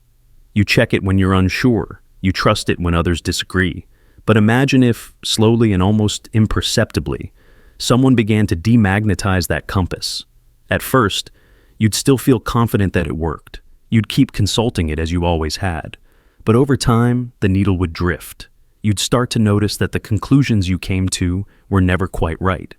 You'd begin to suspect that something was wrong, not with the compass itself, but with you. This is the process of internal authority erosion, the systematic corrosion of your trust in your own judgment, until you feel that your only hope is to grasp for any external voice confident enough to rescue you. This corrosion rarely begins with overt domination. More often, it starts subtly. Imagine you share an opinion with someone you trust, a partner, a mentor, a leader, and they respond not by arguing, but by questioning the legitimacy of your perspective. They might say, "I'm surprised you feel that way," or "Interesting, I wouldn't have expected you to think like that." These remarks don't directly tell you that you're wrong. They simply plant the seed of doubt that you are qualified to know what's right for you. It's a small seed, but it grows. Over time, you start to second-guess your instincts. You wonder if perhaps you are missing something important, something only they can see. You begin to run more and more of your thoughts past them, looking for validation you once supplied for yourself. This is how internal authority begins to weaken, not by force, but by persistent suggestion that your discernment is somehow defective. Think about how this plays out in high-control groups. New members are praised for their potential, but subtly reminded that they have a long way to go before they can be trusted to make independent decisions. Leaders will tell them, "It's natural to feel confused," or "Your instincts are just a product of your conditioning." What sounds like reassurance is actually a quiet declaration. Your internal compass is unreliable. You need us to calibrate it for you. When you hear this message enough, you start to internalize it. You stop asking yourself whether something feels right, and instead, ask whether it will be approved. You learn to look outward for cues, scanning faces and texts and doctrines for confirmation. Your own judgment becomes suspect. You don't discard it entirely. You just place it under permanent suspicion. The tragedy of internal authority erosion is that it often masquerades as help. The person or system corroding your trust in yourself claims to be offering clarity, guidance, protection. "We just want what's best for you," they say. "We're here to help you see past your blind spots." And because you've already been taught to doubt your instincts, you can't quite tell the difference between support and control. Consider the example of someone caught in a toxic relationship. The partner criticizes them constantly, how they dress, how they speak, how they think. But each criticism comes wrapped in a claim of care. "I'm only telling you this because I love you," or "I wouldn't bother if I didn't care." Over time, the recipient of this treatment stops defending their perceptions. They start to feel a constant background anxiety that their reactions are wrong, their preferences are invalid, their feelings are exaggerated. So, they surrender their judgment. They let the other person decide what is real. In the workplace, internal authority erosion can be institutionalized. A company might create performance review systems designed not just to improve skills, but to make employees perpetually dependent on managerial approval. Feedback is given in a way that feels ambiguous. Never quite enough to feel competent. Always just enough to feel you are on probation. In such an environment, you stop trusting your assessment of your own work. You look for someone with a title to tell you whether you are adequate. Even in broader culture, this dynamic plays out when experts or institutions consistently frame ordinary people as too ignorant to think for themselves. Over time, people learn to defer to any confident voice, whether it's a commentator, a guru, or a brand. The result is that we end up not just uninformed, but unmoored, unsure of whether our own thoughts are worth anything at all. If you want to see the traces of internal authority erosion in your own life, listen for the voice that says you can't trust your own experience. It often doesn't sound aggressive. It sounds calm, even gentle. It says things like, "Are you sure?" or "You tend to overreact," or "That's not how it really happened." These statements don't just challenge a single memory or opinion, they challenge your capacity to discern reality itself. And when you hear them enough, you start to echo them in your own mind. One of the most devastating effects of this process is the loss of self-trust. You start to anticipate that your judgments will be flawed. You preemptively apologize for your feelings. You ask for permission to think what you think. This is the moment when you become vulnerable to any external influence willing to be definitive. Because in the vacuum where your confidence used to be, certainty becomes irresistible. This is why so many controlling figures, from manipulative partners to authoritarian leaders, speak in absolutes. They know that if you no longer trust your inner compass, you will be drawn to anyone who claims to have one that never wavers. You will mistake certainty for truth.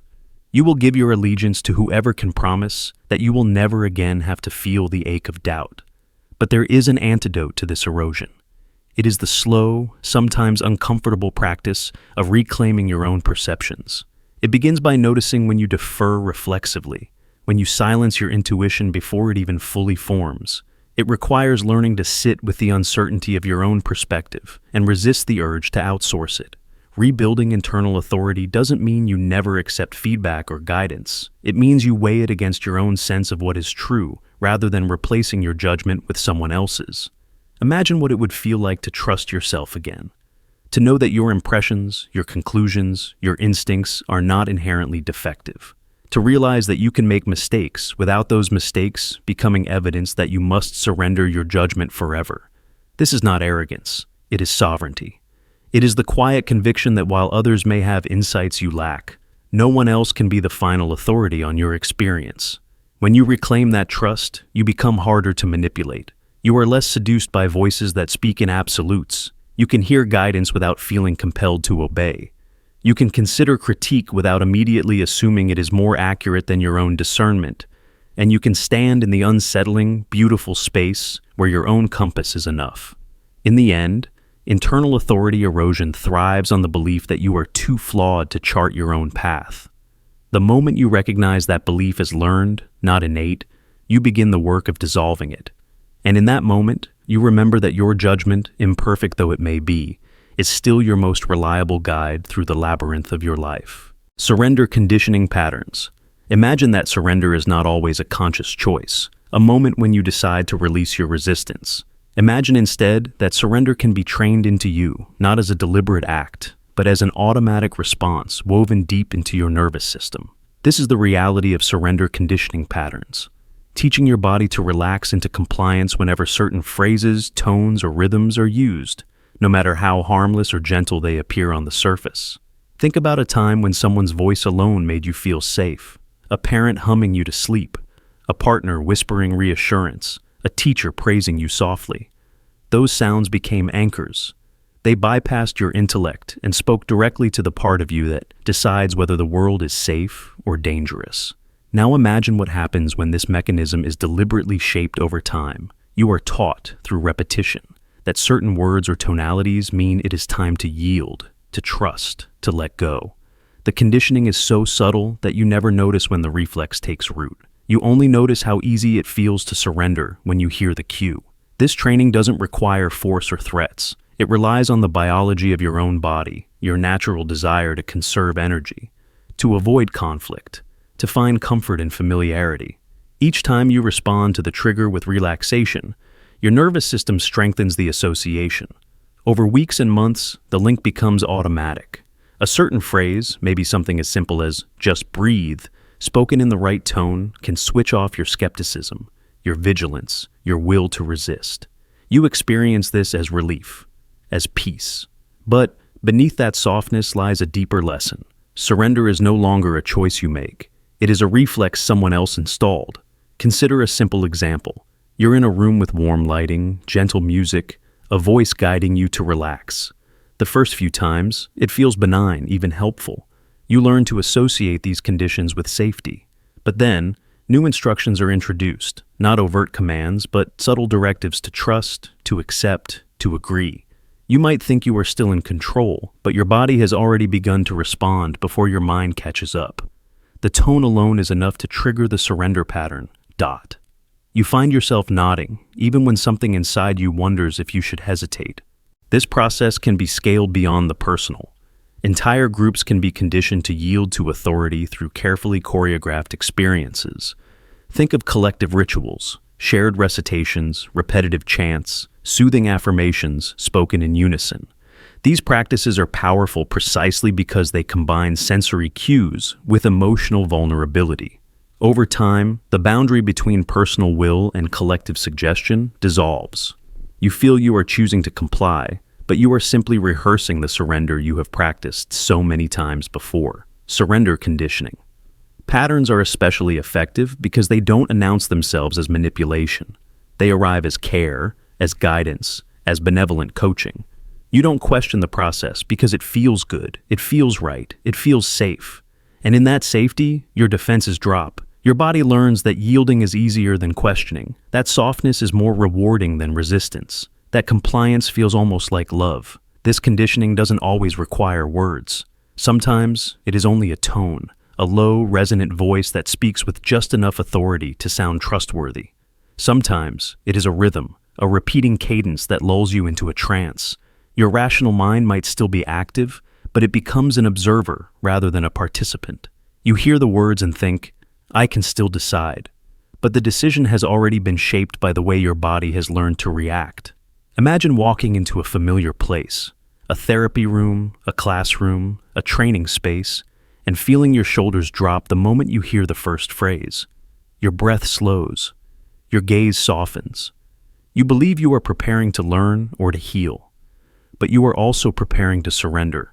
And when the critical moment comes, when you are asked to accept a belief, to release a doubt, to trust without verification, you are primed to say yes.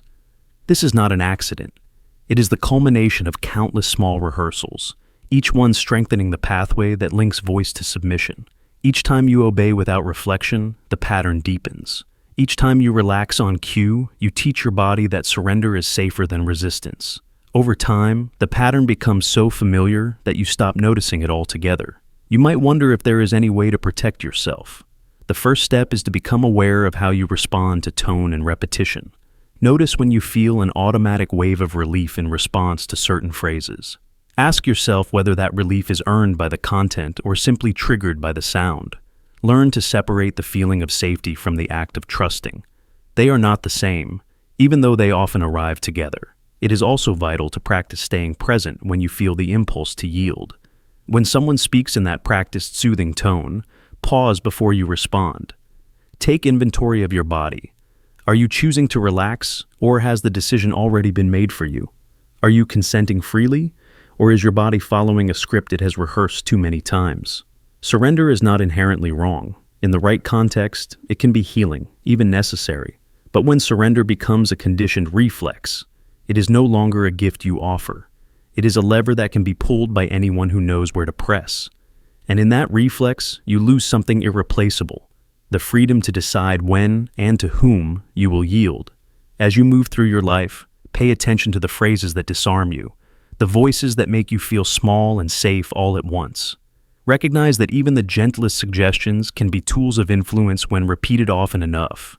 Because true autonomy is not the absence of surrender, it is the ability to choose it deliberately, knowing you can just as easily say no. In the end, your greatest defense is the awareness that surrender is sacred precisely because it must remain a choice.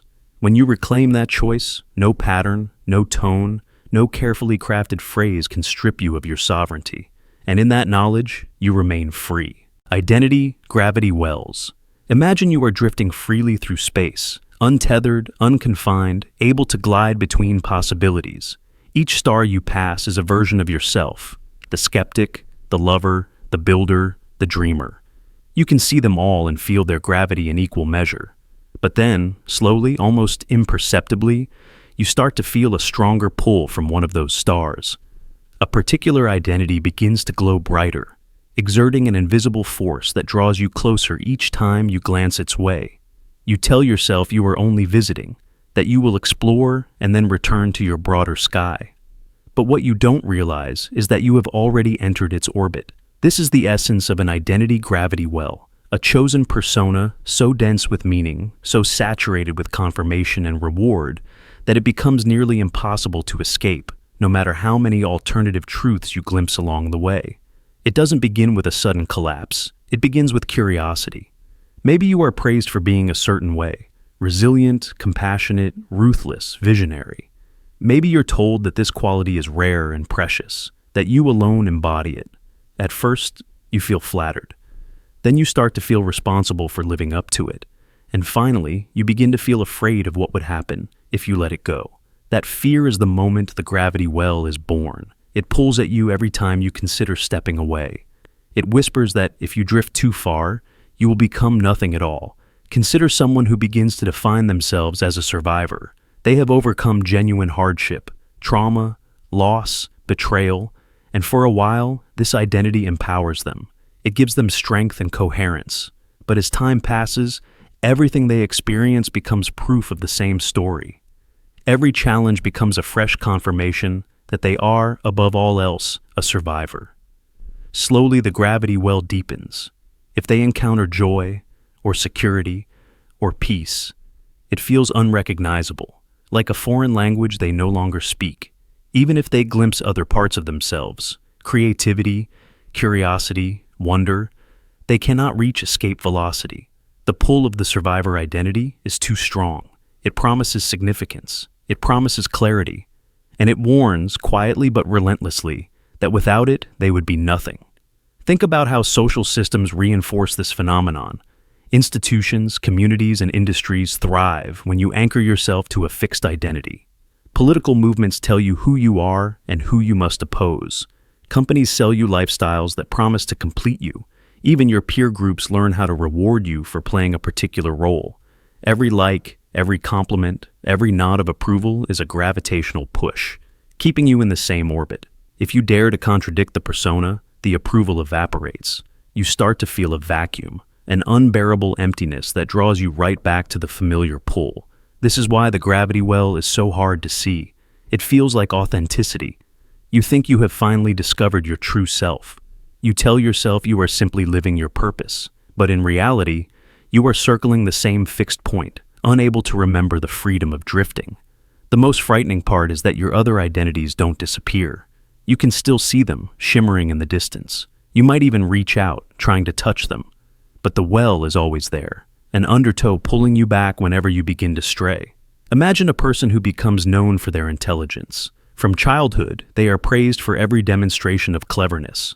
They learn that being the smart one is how they matter, how they are loved. Decades later, they cannot tolerate uncertainty or vulnerability. Admitting ignorance feels like annihilation. Even when they encounter evidence that their certainty is harming others or themselves, they cannot let go. The gravity well of the smart identity is too dense. It has consumed all other possibilities. Even as they glimpse the truths beyond its event horizon, they remain locked in orbit. This can happen to any of us. You might have an identity built around being the rebel, or the caretaker, or the visionary. It doesn't matter what the persona is. What matters is the force of its gravity, the invisible compulsion that keeps you returning to the same scripts. It happens so gradually that you don't notice how much it shrinks you. You don't feel the constriction until you try to step away, and then you discover how heavy it has become. You may believe that if you only find the right insight, the perfect breakthrough, you will be able to leave the orbit behind. But gravity wells are not escaped through understanding alone. They are escaped by building new sources of gravity, new ways of being that have their own pull. If you never nurture those alternative identities, you will never gather the momentum you need to break free. You will keep circling the same singularity, convinced you have chosen it freely. Ask yourself, what is the role you cannot stop playing? What is the story you keep telling yourself, no matter how many times life offers you a different narrative? That is the center of your gravity well. And the longer you orbit it, the more it shapes your perceptions, your choices, your sense of possibility.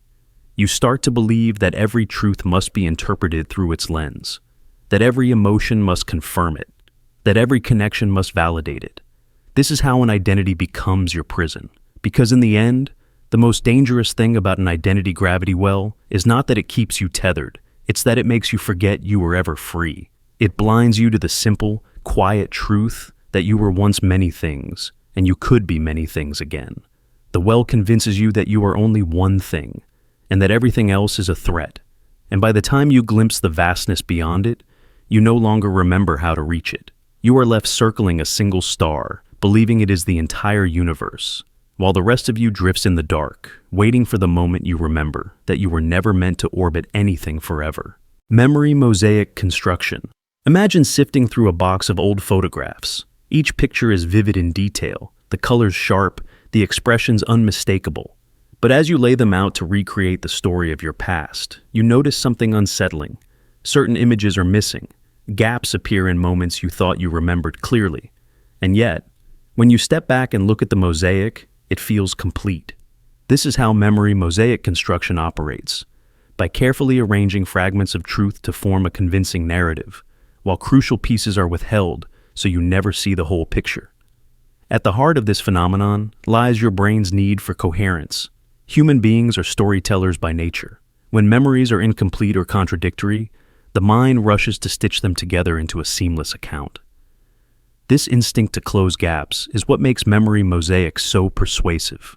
Even if critical parts are missing, you feel certain you understand what happened because the fragments you do have seem to fit perfectly. Imagine a manipulative partner who tells you just enough about their past to appear transparent. They share stories of hardship that evoke your sympathy, hinting at wounds that justify their behavior.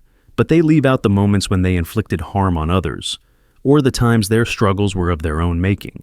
Over time, you assemble these partial disclosures into a portrait of someone wounded but sincere. You never realized that the mosaic was curated to hide the pieces that would change everything. Memory mosaic construction is especially effective because it doesn't rely on outright lies. Instead, it uses partial truths, details that can be independently verified and therefore feel trustworthy. The omission of context becomes invisible, because your mind assumes that what you've been given is representative of the whole. In this way, the manipulator doesn't need to fabricate, they only need to edit. Consider how this manifests in organizations. A company might highlight its charitable donations and community involvement in every report, presenting itself as a benevolent force. Meanwhile, it quietly withholds information about exploitative labor practices or environmental damage. Employees and customers, seeing only the curated pieces, develop a sense of loyalty based on an incomplete story. They feel they have all the evidence they need to trust. In reality, their trust is built on a foundation designed to conceal the truth. Neurologically, this strategy works because your brain prioritizes fluency, the ease with which information can be processed. When memories are arranged in a neat, coherent sequence, your mind relaxes. It rewards you with a sense of certainty. This feeling is so satisfying that you rarely question whether the story you've assembled is the story that actually occurred. The more you revisit the mosaic, the more convincing it becomes. Each repetition strengthens the neural pathways that preserve the illusion. Memory mosaic construction can also happen within your own psyche. To protect yourself from pain, your mind may unconsciously omit details that conflict with your self-concept. You remember the times you were generous, but forget the moments you were selfish. You recall being mistreated but gloss over when you caused harm. This selective recollection isn't always malicious. It can be a defense mechanism designed to preserve your sense of worth. But over time, it can distort your understanding of yourself just as thoroughly as any external manipulation. Technology amplifies this process on an unprecedented scale. Algorithms learn which memories you revisit most, photos, posts, messages, and prioritize resurfacing them. The memories you don't engage with gradually fade from your digital consciousness. You end up with a mosaic of your life that feels vivid and accurate, even though it is curated by forces you barely perceive. Each time you scroll through a feed of anniversaries and highlights, you reinforce the illusion that the past is fully accounted for. One of the most dangerous aspects of memory mosaic construction is that it makes you less curious. When you feel confident you already know the story, you stop asking questions. You stop seeking additional perspectives. The illusion of completeness becomes a barrier to growth. Even when someone presents contradictory evidence, you are likely to dismiss it as irrelevant or misleading because it threatens the integrity of the mosaic you've come to depend on. How do you resist this subtle manipulation? The first step is to recognize that no single narrative is ever complete. When you find yourself feeling certain, pause and ask, what might I not know? Which pieces are missing? Cultivate the habit of seeking out contradictory evidence, even when it feels uncomfortable. The willingness to tolerate uncertainty is the antidote to curated stories. Next, examine who benefits from the version of the past you've accepted. If someone repeatedly shares partial truths that paint them in a favorable light, consider what they might gain from that perception. Remember that selective disclosure can be more effective than any outright deception, precisely because it feels so authentic. Finally, practice revisiting your memories from different angles. Talk to others who were present. Reflect on your own biases. Imagine how the story might look if the missing pieces were revealed. This doesn't mean you must discard every memory as unreliable, but it does mean acknowledging that your recollections are always incomplete. The most powerful form of freedom is the ability to question the narratives that shape you. When you learn to see the mosaic as a construction rather than a reality, you regain the agency to look beyond it. You discover that the truth is not a static picture, but an evolving landscape, one that requires humility, curiosity, and the courage to admit you don't have all the pieces. So, the next time you feel certain that you understand your past or someone else's, pause before you settle into that comfort. Consider whether the picture you see is the whole truth or only the parts you were meant to find. Because the most convincing mosaics are the ones built with fragments of honesty, assembled so skillfully that you never realize what was missing all along.